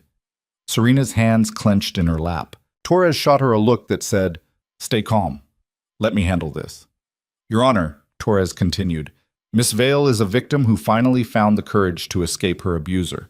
The fact that Mr. Moretti provided her with sanctuary doesn't invalidate her testimony. It demonstrates his character, a man willing to protect someone in need, even at great personal cost. A man willing to beat someone half to death, Chen corrected. The judge raised a hand. Enough. I've heard the arguments. Bail is hereby... The courtroom doors burst open. Everyone turned. A woman in a designer suit strode down the aisle, her heels clicking against the marble floor. Isabel. Serena's blood ran cold. Isabel stopped at the rail separating the gallery from the floor, her gaze locked on Lucian. Your Honor, she said, her voice clear, I'd like to offer testimony relevant to this hearing. The judge frowned.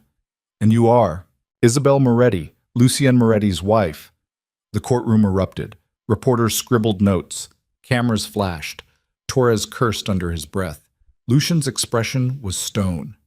The judge banged his gavel. Order, Mrs. Moretti, you're not on the witness list. I have information about my husband's violent tendencies, information that bears directly on whether he should remain free pending trial. Torres shot to his feet. Objection. This is a transparent attempt to sabotage. I'll allow it, the judge said. Briefly, Isabel smiled, and Serena realized with a cold, sinking certainty that everything was about to fall apart. Tech.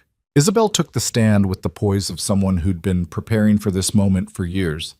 Chen approached her, his expression carefully neutral. Mrs. Moretti, can you describe your relationship with the defendant? We were married for 5 years, separated for 2. Her voice was calm, controlled. During our marriage, I witnessed Lucian's violent outbursts on multiple occasions. Serena's stomach twisted. Can you give specific examples? Chen asked. He once broke a man's jaw at a charity event because the man made an inappropriate comment to me. He hospitalized a business rival who tried to undercut one of his deals. And on one occasion, she paused, her voice trembling just enough to sound genuine. On one occasion, he put his hands around my throat during an argument. The courtroom went silent. Serena's breath stopped. Lucien's jaw clenched so hard she heard his teeth grind.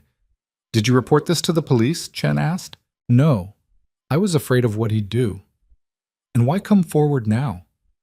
Isabel's gaze slid to Serena. Because I don't want another woman to suffer the way I did. Lucien is charming, protective. He makes you feel safe until he doesn't, and by then it's too late to leave. Serena's hands shook with rage. Torres stood. Your Honor, I'd like to cross-examine. Proceed. Torres approached Isabel like a predator circling prey. Mrs. Moretti, you testified that your husband choked you during an argument. When did this occur? 3 years ago. And you never reported it? No. Never sought medical attention? No. Never told anyone? I told my therapist. And what's your therapist's name? Isabel hesitated. Dr. Sarah Klein. Is Dr. Klein prepared to testify to corroborate your claims? I don't know. Strange, because I contacted Dr. Klein's office this morning. She has no record of you as a patient. Isabel's face went white. You're lying, Torres said flatly. You're lying to sabotage your ex-husband because he moved on and you couldn't stand it. That's not. How much is Grant Holloway paying you? Objection, Chen shouted. Withdrawn. Torres turned to the judge. Your Honor, this witness has no credibility. Her testimony is fabricated, and I have evidence proving she's been in contact with the plaintiff's legal team for weeks.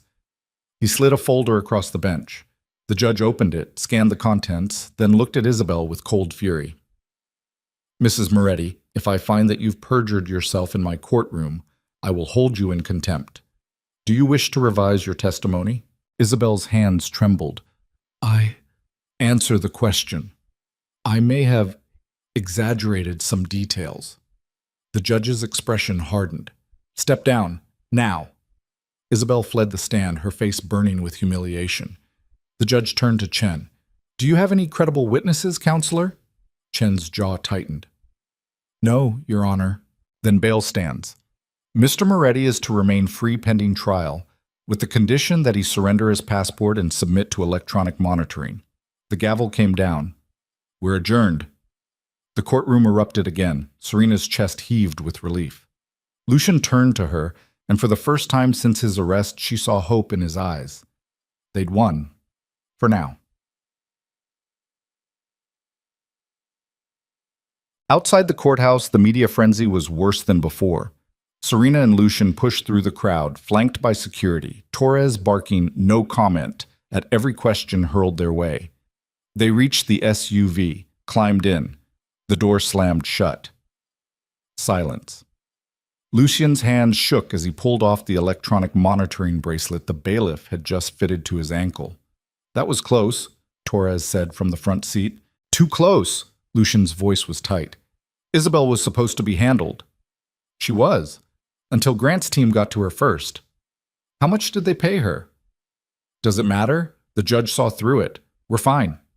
For now. Lucian turned to Serena, his expression raw. You okay? She nodded, even though her hands were still shaking. Yeah. She lied about the choking. I know. I never put my hands on her, never. I know. Lucian's jaw clenched. You believe me. Of course I do. Why? Because I've seen you. Really seen you. And the man I know wouldn't do that. Something in Lucian's expression cracked. He pulled her close, his arms wrapping around her like a vice, and Serena felt the tremor running through his body. He was terrified, and so was she. That night, Serena couldn't sleep. She lay in Lucian's bed, staring at the ceiling, while he sat at the window, a glass of whiskey in his hand. Come to bed, she said quietly. Can't.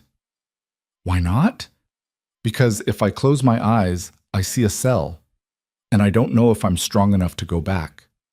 Serena sat up, her chest aching. You're not going back. You don't know that. I do, because I'm going to make sure they see the truth. Lucien turned to face her, and the vulnerability in his eyes made her want to cry. What if the truth isn't enough? He asked. Then we'll make it enough. He crossed to the bed, sat beside her, his hand finding hers. I don't deserve you, he whispered. Stop saying that. It's true. No, it's not. Serena's voice broke. You're not perfect, Lucien. You're violent and controlling, and you've done terrible things. But you're also kind and protective, and you've given me something no one else ever has. What? A choice. Lucien's grip tightened. Grant never gave me a choice, Serena continued. He controlled everything. My money, my friends, my freedom. But you gave me space. You gave me options. You let me leave if I wanted to, and that's the difference between you and him. I'm still a monster. Maybe, but you're my monster. The words settled between them, heavy and true. Lucien pulled her close, his forehead resting against hers. If we do this, he said quietly, if we fight this trial together, you need to be ready for what comes next. The media will tear you apart. My enemies will target you, and Grant's team will do everything they can to destroy your credibility. I know. And you're still willing to do it? Yes. Why? Because I love you. The admission hung in the air like a confession. Lucien's breath caught. Serena, I love you, and I'm not letting them take you away from me. Lucian's hands framed her face, his eyes burning with something fierce and desperate. I love you too, he whispered, and I swear to you, I will do everything in my power to make sure we survive this. Then he kissed her. Kissed her like she was oxygen and he was drowning. Kissed her like the world outside was burning and this was the only thing that mattered. And for a moment, Serena let herself believe that love would be enough. Quote. The next morning, everything changed. Serena woke to the sound of Lucian's phone ringing. He answered, his voice sharp. What? A pause. When? Another pause. His expression went cold. I'm on my way.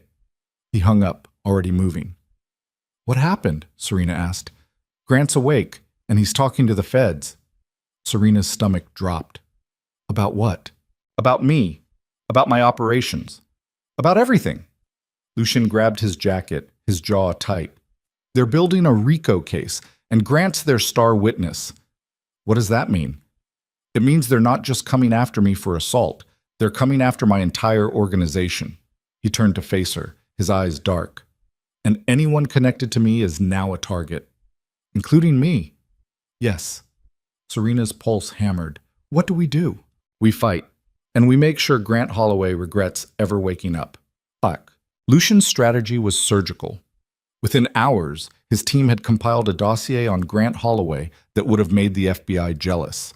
Financial records showing embezzlement from his law firm. Evidence of affairs with junior associates. Screenshots of threatening messages he'd sent to Serena and other women. But the crown jewel was a recording. One of Grant's former mistresses had kept a voicemail where he admitted to falsifying evidence in a case to win a settlement. It was enough to get him disbarred, possibly prosecuted. Torres presented it to the DA's office with a simple message. Drop the charges against Lucian, or we release this to the media and every regulatory board in the state. The DA didn't blink. We're not making deals with mobsters, she said. Torres leaned back in his chair. Then I guess we'll see you in court. The trial was set for 6 weeks out. 6 weeks of media circus. 6 weeks of legal maneuvering. 6 weeks of Serena and Lucian living under a microscope while the world waited to see if the king would fall.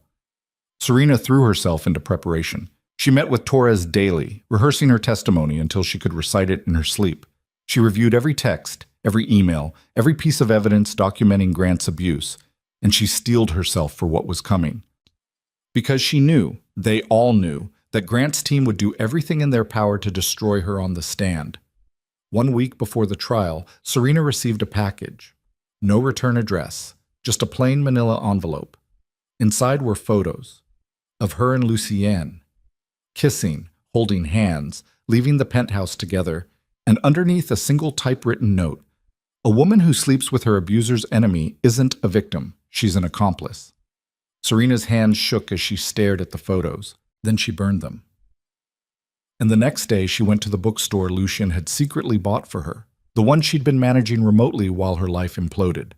The staff greeted her warmly. The familiar smell of old paper and coffee grounded her. She was shelving books when the door opened, and Grant Holloway walked in. Serena's breath stopped.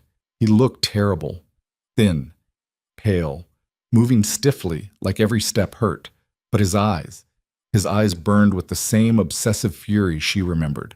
Serena, he said, his voice hoarse. Her hands clenched around the book she was holding. Get out. I just want to talk.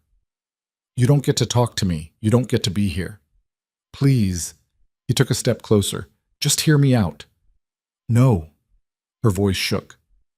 You lost that right the moment you put your hands on me. I never meant to hurt you. Bullshit. The word exploded out of her. You hurt me every single day for 2 years. You controlled me, isolated me, made me believe I was nothing without you. And now you're trying to destroy the one person who actually gave me a choice. Grant's face twisted. He's a criminal, Serena. A murderer. He's using you.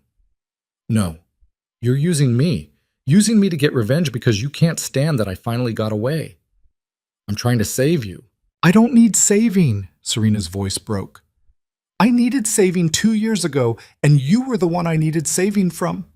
Grant's hands clenched into fists. You're making a mistake. The only mistake I ever made was believing you loved me. I do love you. No, you love controlling me. And now that you can't, you're trying to destroy me.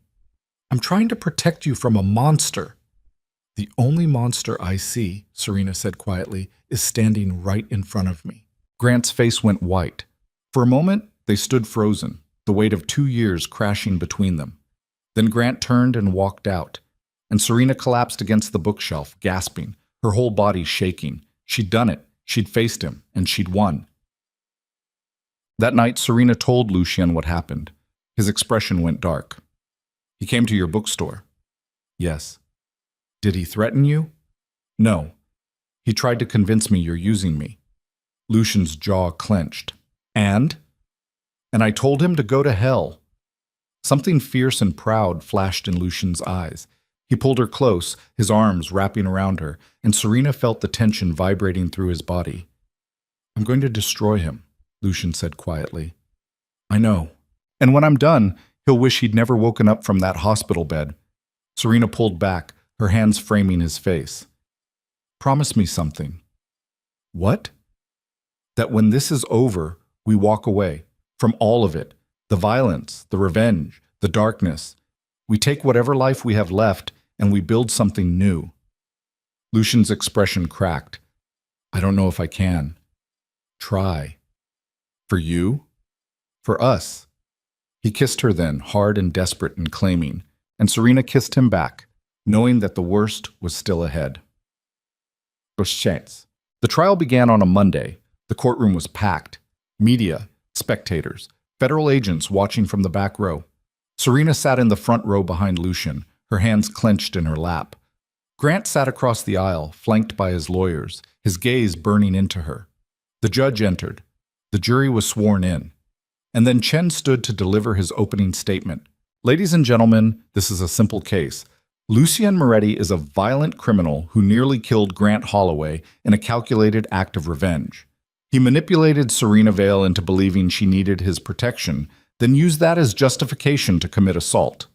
The evidence will show that Mr. Moretti is a danger to society, and justice demands that he be held accountable.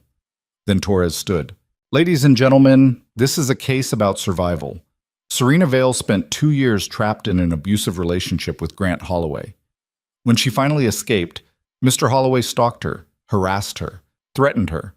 And when Lucien Moretti offered her sanctuary, Mr. Holloway showed up with a knife. What Mr. Moretti did wasn't revenge, it was defense, and the evidence will show that he saved Serena Vale's life. The battle lines were drawn, and as the first witness took the stand, Serena realized with cold certainty this wasn't just a trial. This was war, and only one side would walk away. The trial lasted 3 weeks. 3 weeks of testimonies that peeled back layers of lies, abuse, and desperation. 3 weeks of Serena watching Lucien sit stone-faced at the defense table while prosecutors painted him as a monster, and Torres fought to prove he was something more complicated than that. The prosecution called witness after witness. Police officers who described the scene at the Raven Room. Doctors who detailed Grant's injuries with clinical precision. A forensic expert who testified that the force required to inflict such damage suggested intent to kill, not self-defense. But Torres was relentless. He brought in Serena's former co-workers from the bookstore who testified about the bruises they'd seen. Her landlord who confirmed she'd moved suddenly in the middle of the night, forfeiting her security deposit. A domestic violence counselor who explained the psychological patterns of abuse and why victims often don't report. And then, on the 14th day of trial, Torres called Serena to the stand. She walked to the witness box on legs that threatened to give out. Her hand shook as she placed it on the Bible for the oath. She avoided looking at Grant, avoided looking at the jury, avoided looking at anyone except the court clerk who asked her to state her name. Serena Marie Vale. Her voice came out steadier than she felt. Torres approached with the calm confidence of a man who'd prepared for this moment for weeks. Miss Vale, can you describe your relationship with Grant Holloway? Serena's throat tightened. We dated for 2 years. And during those 2 years, how would you characterize his behavior toward you? At first, he was charming, attentive. But over time, he became controlling. He monitored my phone, decided who I could see, made me quit friendships he didn't approve of. Did he ever physically harm you? Yes. Can you give specific examples? Serena's hands clenched in her lap. He grabbed my wrist so hard he left bruises. He shoved me into furniture. Once, he squeezed my throat during an argument until I couldn't breathe. A ripple went through the courtroom. Grant's lawyer, Chen, stood. Objection. There's no evidence to support these claims. Torres pulled out a folder. Your Honor, I have medical records showing Miss Vale sought treatment for a wrist injury she claimed was from a fall, photographic evidence of bruising on her arms and neck, and testimony from witnesses who saw these injuries. The judge nodded. Overruled. Continue. Torres turned back to Serena. What happened when you tried to leave? He told me he'd destroy my life, that no one would believe me, that I'd lose everything. Her voice cracked. And I believed him. Why? Because he had power, money, connections. And I had nothing. So what changed? Serena's gaze flicked to Lucien for the first time. He was watching her, his expression unreadable, but she saw the tension in his shoulders, the whiteness of his knuckles where his hands gripped the table. I couldn't breathe anymore, she said quietly. I realized that staying was killing me. So I left. I grabbed my purse and my phone and I ran. And where did you go? Into the rain. I didn't have a plan. I just needed to get away. And that's when you entered the Raven Room. Yes. Can you describe what happened that night? Serena took a breath, then walked the jury through every detail. The rain, the warmth, Lucien's offer of sanctuary, the penthouse, the safety she felt for the first time in years. And during this time, Torres asked, did Mr. Moretti ever force you to stay against your will? No, he told me I could leave whenever I wanted. Did he ever threaten you? No. Did he ever hurt you? No. Then why did you stay? Serena's eyes filled with tears. Because he made me feel safe. Because he saw me as a person, not a possession. Because for the first time in 2 years, I could breathe. Torres let that settle. Then he said, tell the jury about the night Grant Holloway showed up at the Raven Room. Serena's voice shook as she described Grant's escalation. The phone calls. The threats. The night he showed up at Lucien's club, armed and unhinged. Did you see the knife? Torres asked. I didn't see it that night, but Lucien told me Grant had one, and I believed him. Why? Because Grant had been threatening to kill himself if I didn't come back. Because he was obsessed. Because I knew what he was capable of. Torres nodded. No further questions. Chen stood for cross-examination, his expression sharp. Miss Vale, you testified that Mr. Moretti made you feel safe, but isn't it true that within weeks of meeting him, you discovered he was the head of a criminal organization? Serena's jaw tightened. Yes. And yet you stayed. Yes. Because he was wealthy, powerful. He gave you things Grant couldn't. No. Because he gave me a choice. A choice? Chen's voice dripped with skepticism. You went from one controlling man to another. The only difference is that Lucien Moretti is better at hiding it. That's not true. Isn't it? You're living in his penthouse, managing a bookstore he bought for you, financially dependent on him. How is that different from your relationship with Grant? Because Lucien doesn't own me. Serena's voice rose. He doesn't monitor my phone. He doesn't tell me who I can see. He doesn't hurt me when I disagree with him. Grant did all of that. And you're twisting the truth to protect a man who terrorized me for 2 years. Chen's expression hardened. Or maybe you're twisting the truth to protect a man who beat your ex-boyfriend nearly to death. Grant attacked Lucien with a knife. There's no evidence of that. Because someone removed it, or because it never existed. Chen leaned forward. Isn't it possible, Miss Vale, that you've convinced yourself of a narrative that justifies your choices? That you've fallen for a dangerous man and now you're doing whatever it takes to keep him out of prison? Serena's hands shook. No. No further questions. Torres stood for redirect. Miss Vale, are you in love with Lucien Moretti? Serena's breath caught. She looked at Lucien, saw the vulnerability in his eyes, and made a choice. Yes. And does that love make your testimony less truthful? No, it makes it more truthful, because I know what it's like to love someone who hurts you, and Lucien has never hurt me. Not once. Torres nodded. No further questions. Serena stepped down, her legs barely holding her. As she walked back to her seat, Grant's gaze burned into her. She forced herself to meet his eyes. And she saw it. The hatred. The obsession. The refusal to let go. He was never going to stop. Not unless someone made him. The prosecution rested 2 days later. The defense called their final witness, Lucien Moretti. The courtroom went silent as Lucien took the stand. He wore a charcoal suit, perfectly tailored, his expression calm.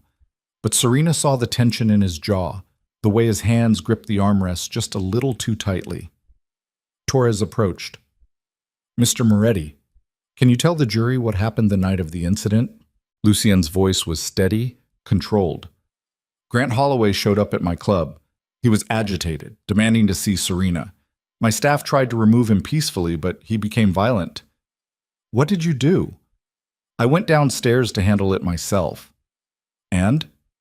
"He had a knife. He threatened to kill me if I didn't bring Serena to him, so I disarmed him." "How?" "I broke his wrist. Then I subdued him." "By beating him?" Lucien's jaw clenched. "Yes." "Why?" "Because he was a threat. To me, to Serena, to everyone in that club. And I made sure he understood that if he came near her again, he wouldn't walk away." "Do you regret it?" Lucien was silent for a moment. Then he said, "I regret that it came to that. But I don't regret protecting Serena." Torres nodded. No further questions. Chen stood, circling Lucien like a shark. "Mr. Moretti, you testified that Grant Holloway had a knife, but no knife was recovered from the scene. Why is that?" "Someone removed it before the police arrived." "Who?" "I don't know." "You don't know, or you won't say?" Lucien's gaze was ice. "I don't know." "Convenient." Chen crossed his arms. "Isn't it true that you've been under federal investigation for racketeering and organized crime?" "Yes."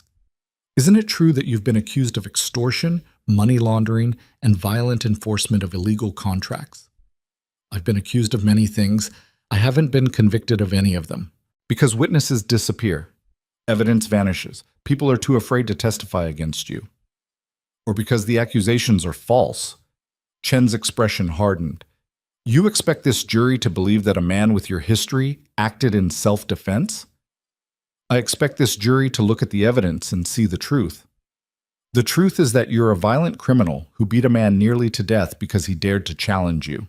The truth," Lucien said, his voice dropping, "is that Grant Holloway spent 2 years abusing Serena Vale. And when she finally escaped, he stalked her, harassed her, threatened her. And when he came at me with a knife, I did what I had to do to protect her. By putting him in the hospital, by making sure he couldn't hurt her again." "And you call that justice?" Lucien's gaze locked onto Chen's. "I call that survival, Jait." Closing arguments came a week later. Chen painted Lucien as a monster, a predator who manipulated Serena and used her as justification for violence. Torres painted Grant as an abuser who'd finally faced consequences. The jury deliberated for 3 days. Serena spent those days in the penthouse, unable to eat, unable to sleep, pacing the floors while Lucien sat at the window, silent and still. On the 3rd day the call came. The jury had reached a verdict. The courtroom was packed. Serena sat behind Lucien, her hands clenched so tightly her nails drew blood. Lucien stood as the jury filed in, his expression stone. The foreman stood. "In the matter of the people versus Lucien Moretti, on the charge of aggravated assault, how do you find?" Serena's heart stopped. "Not guilty." The courtroom erupted. Reporters shouted, spectators gasped. Grant's face went white with rage. "On the charge of attempted murder, how do you find?" "Not guilty." Serena's breath left her in a rush. Lucien's shoulders dropped, just barely, the only sign of relief he'd allow himself. The judge banged his gavel. "Mr. Moretti, you're free to go." Torres shook Lucien's hand. The bailiff removed the electronic monitoring bracelet, and then Lucien turned to Serena. She stood, her legs shaking, and he crossed to her in 3 strides. He didn't say anything, just pulled her into his arms and held her like she was the only thing keeping him grounded. Serena buried her face in his chest, tears streaming down her face. They'd won. But the cost was written in every scar, every sleepless night, every choice that couldn't be undone. Outside the courthouse, the media was a frenzy. Lucien's security team carved a path through the crowd. Serena kept her head down, Lucien's arm around her shoulders. "Mr. Moretti, how do you feel about the verdict?" Do you have any comment for Grant Holloway? Miss Vale, are you and Mr. Moretti in a relationship? They didn't answer. Just kept moving until they reached the SUV. Inside, the world went quiet. Lucien sat back, his eyes closed, his breathing slow and controlled. It's over, Serena whispered. Not yet. She turned to him. What do you mean? Grant's not going to let this go. Neither is the DA. They'll appeal. They'll keep digging. Then let them. Serena's voice was fierce. We won, Lucien. We survived. And I'm not spending the rest of my life looking over my shoulder. Lucien opened his eyes, his gaze locking onto hers. What are you saying? I'm saying we leave. We take whatever life we have left and we build something new. Something that isn't defined by violence or revenge or the past. Where would we go? Anywhere. Everywhere. I don't care. As long as it's with you. Lucien's expression cracked, something raw and vulnerable bleeding through. You're sure? He asked. I've never been more sure of anything.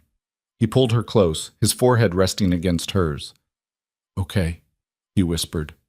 We leave. 2 weeks later, Serena stood in the penthouse for the last time. Boxes lined the walls, furniture covered with sheets. The space that had been her sanctuary now felt like a tomb. Lucien walked through the rooms, his hands in his pockets, his expression unreadable. You okay? Serena asked. He nodded. Just saying goodbye. To what? To the man I was when you met me. Serena crossed to him, her hands finding his. And who are you now? Lucien's gaze met hers. Someone trying to be better. For you. Not for me. For you. He smiled, small and fragile. For us, then. They left Manhattan on a Tuesday. No fanfare, no announcements, just two people climbing into a car with everything they owned and driving away from the wreckage. Lucien had arranged everything. New identities, new accounts. A small villa on the Amalfi Coast, purchased years ago under a shell company, waiting for a day he never thought would come. Serena watched the city disappear in the rearview mirror, her chest tight with something between grief and relief. Any regrets? Lucien asked. She thought about it. About the bookstore she was leaving behind, about the life she'd built in New York, about the woman she used to be. No, she said finally. No regrets. Well, the villa was everything Lucien had promised. Whitewashed walls, terracotta tiles, gardens that spilled down the hillside toward the sea. The air smelled like salt and lemons, and something Serena couldn't name but felt like hope. They spent the first week in silence, not the heavy, suffocating silence of trauma, but the quiet of two people learning how to exist without constantly looking over their shoulders. Lucien cooked. Serena read. They walked the coastline at sunset, their hands intertwined, the past slowly loosening its grip. One night, as they sat on the terrace watching the stars, Serena said, "Tell me something you've never told anyone." Lucien glanced at her. "I thought we were past that." "Humor me." He was silent for a long moment. Then he said, "I used to think I was incapable of love, that my father beat it out of me when I was a kid, that all I had left was rage and control. And now? Now I know I was wrong." His hand found hers. "Because you taught me that love isn't about control, it's about trust, and I trust you more than I've ever trusted anyone." Serena's throat tightened. "I love you." "I know." He smiled. "And I love you, which is terrifying and exhilarating and the most human I've felt in years." They sat in silence, the stars wheeling overhead, the waves crashing against the rocks below. 3 months later, a letter arrived. Plain envelope. No return address. Just Serena's name in block letters. She opened it with shaking hands. Inside was a single sheet of paper. Grant Holloway was found dead in his apartment last week. Apparent suicide. The investigation is closed. Serena's breath stopped. She read it again, then a third time. Lucien appeared in the doorway. "What is it?" She handed him the letter. His expression didn't change. He just read it, folded it carefully, and set it on the table. "Did you—" Serena started. "No." "Lucien." "I didn't touch him, Serena. I gave you my word." Then who? I don't know. And I don't care. His gaze locked onto hers. Grant Holloway made a lot of enemies. Maybe one of them decided to settle the score. Maybe he really did kill himself. Either way, he's gone. And we're free. Serena stared at the letter, her mind spinning. Part of her wanted to know the truth. Wanted answers. But a bigger part, the part that had survived 2 years of abuse and 3 weeks of trial and the slow, painful process of rebuilding herself, just wanted to let it go. Okay, she whispered. Lucian crossed to her, his hands framing her face. Are you okay? I don't know. Ask me in a year. He kissed her forehead. I'll still be here. Promise? Promise. 6 months later, they stood in a small adoption agency in Rome. The social worker led them to a nursery where a baby girl slept in a crib. 3 months old, dark hair, tiny fists curled against her chest. Her mother died in childbirth, the social worker explained quietly. Domestic violence situation. The father is in prison. She has no other family. Serena's chest ached. She looked at Lucian, saw the same ache reflected in his eyes. Can we? Her voice broke. Can we hold her?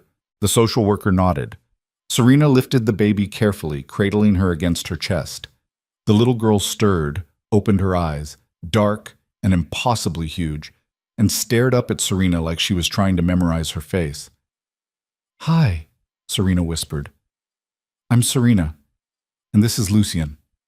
And if you'll let us, we're going to give you the safest, most loved life we possibly can. The baby's tiny hand wrapped around Serena's finger, and something inside her shifted, settled, healed. She looked at Lucien, tears streaming down her face. He was crying too. What do we name her? He asked.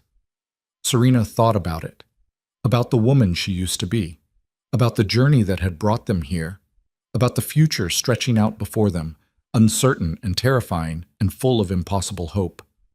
Elena, she said. It means light. Lucien's smile was soft, genuine. Elena Moretti. Elena Val Moretti, Serena corrected. He laughed, the sound rough with emotion. Yeah, that. That. 2 years later, Serena stood in the garden of their villa, watching Elena toddle through the lemon trees. The little girl was fearless, curious, full of a joy that Serena had spent her whole life trying to find. Lucien emerged from the house, carrying 2 glasses of wine. He handed one to Serena, then wrapped an arm around her waist. She's getting fast, he said. Too fast. We're going to have our hands full when she's a teenager. Serena laughed. You have no idea. They watched Elena chase a butterfly, her laughter bright and clear. Do you ever think about New York? Lucien asked. Serena considered the question. Sometimes, but not the way I used to. What changed? I used to think about what I lost. Now I think about what I gained. Lucian's grip tightened. Any regrets? She turned to face him, her hand coming up to cup his cheek. Not a single one. He kissed her, slow and sweet and full of promise. When they broke apart, Elena was tugging on Serena's skirt, babbling in Italian and English and her own made-up language. Serena scooped her up, settling her on her hip. What is it, Piccola? Elena pointed at the sky, where the sun was setting in streaks of gold and pink. Pretty, she said. Yes, Serena agreed, her throat tight. Very pretty. Lucien's arm came around both of them, and for a moment they stood there, a family built not from perfection, but from survival, from choices made in darkness that somehow led to light, from scars that no longer hurt. That night, after Elena was asleep, Serena and Lucien sat on the terrace. The stars were out, the sea was calm, the air was warm. Tell me something, Lucien said. What? Are you happy? Serena thought about it, about the woman who'd stumbled into the Raven Room 2 years ago, soaked and terrified and convinced she'd never be free, about the journey that had brought her here, the choices, the pain, the impossible transformative love. Yes, she said. I'm happy, even with everything we've been through, especially because of it. She turned to face him. I'm not the same person I was when we met, and neither are you. We're broken and scarred and far from perfect. But we're also free, and we're together. And we have Elena. And that's more than I ever thought I'd have. Lucien's hand found hers, their fingers intertwining. I love you, he said. I love you too. They sat in silence, the weight of the past slowly dissolving into the peace of the present. And for the first time in her life, Serena didn't feel the need to look over her shoulder, didn't feel the need to run, because she'd finally found what she'd been searching for all along. Not safety in the absence of danger, but strength in the face of it. Not a man to save her, but a partner to stand beside her. Not a cage, no matter how gilded, but a choice, made freely and fiercely every single day. Years later, when Elena was old enough to ask questions, Serena would tell her the truth. Not the sanitized version, not the fairy tale, but the real story. About a woman who ran through the rain and found shelter in the most unlikely place. About a man who'd spent his life building walls and learned to tear them down.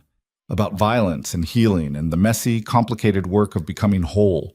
And she would tell Elena that happy endings aren't about perfection. They're about survival. About choosing love even when it's terrifying. About building a life from the wreckage and refusing to let the past define the future. Because the most dangerous thing Serena ever did wasn't falling for a Mafia king. It was choosing to stay when everything in her screamed to run. It was trusting that the hands capable of such violence could also hold her with impossible gentleness. It was believing that the monster she feared could become the man she loved. And in the end, that choice, that impossible, reckless, transformative choice, made all the difference. Not because it was easy, but because it was real. On a warm evening in late spring, Serena stood at the edge of the terrace, watching the sun sink into the Mediterranean. Elena was 7 now. Bright and bold, and nothing like the broken baby they'd adopted. She was inside, practicing piano, the notes drifting through the open windows. Lucien emerged from the house, older now, silver threading through his dark hair. But his eyes were the same, sharp, intense, softened only when they looked at her. What are you thinking about? He asked. Serena smiled. About the woman I used to be. And I'm grateful she was brave enough to walk through that door. Lucien pulled her close, his arms wrapping around her from behind. So am I, he murmured against her hair. They stood there, watching the sky turn gold, then pink, then deep purple. And Serena realized that this quiet, ordinary moment was what she'd been fighting for all along. Not grand gestures or dramatic rescues, but the simple, profound peace of being seen, being chosen, being loved. The rain that had driven her into the Raven Room that night felt like a lifetime ago. But the shelter she'd found there, the safety, the strength, the love, that was forever. And as the stars began to appear overhead, Serena made a silent promise to the woman she used to be. You survived. You fought. You chose to live. And look where it brought you. Home.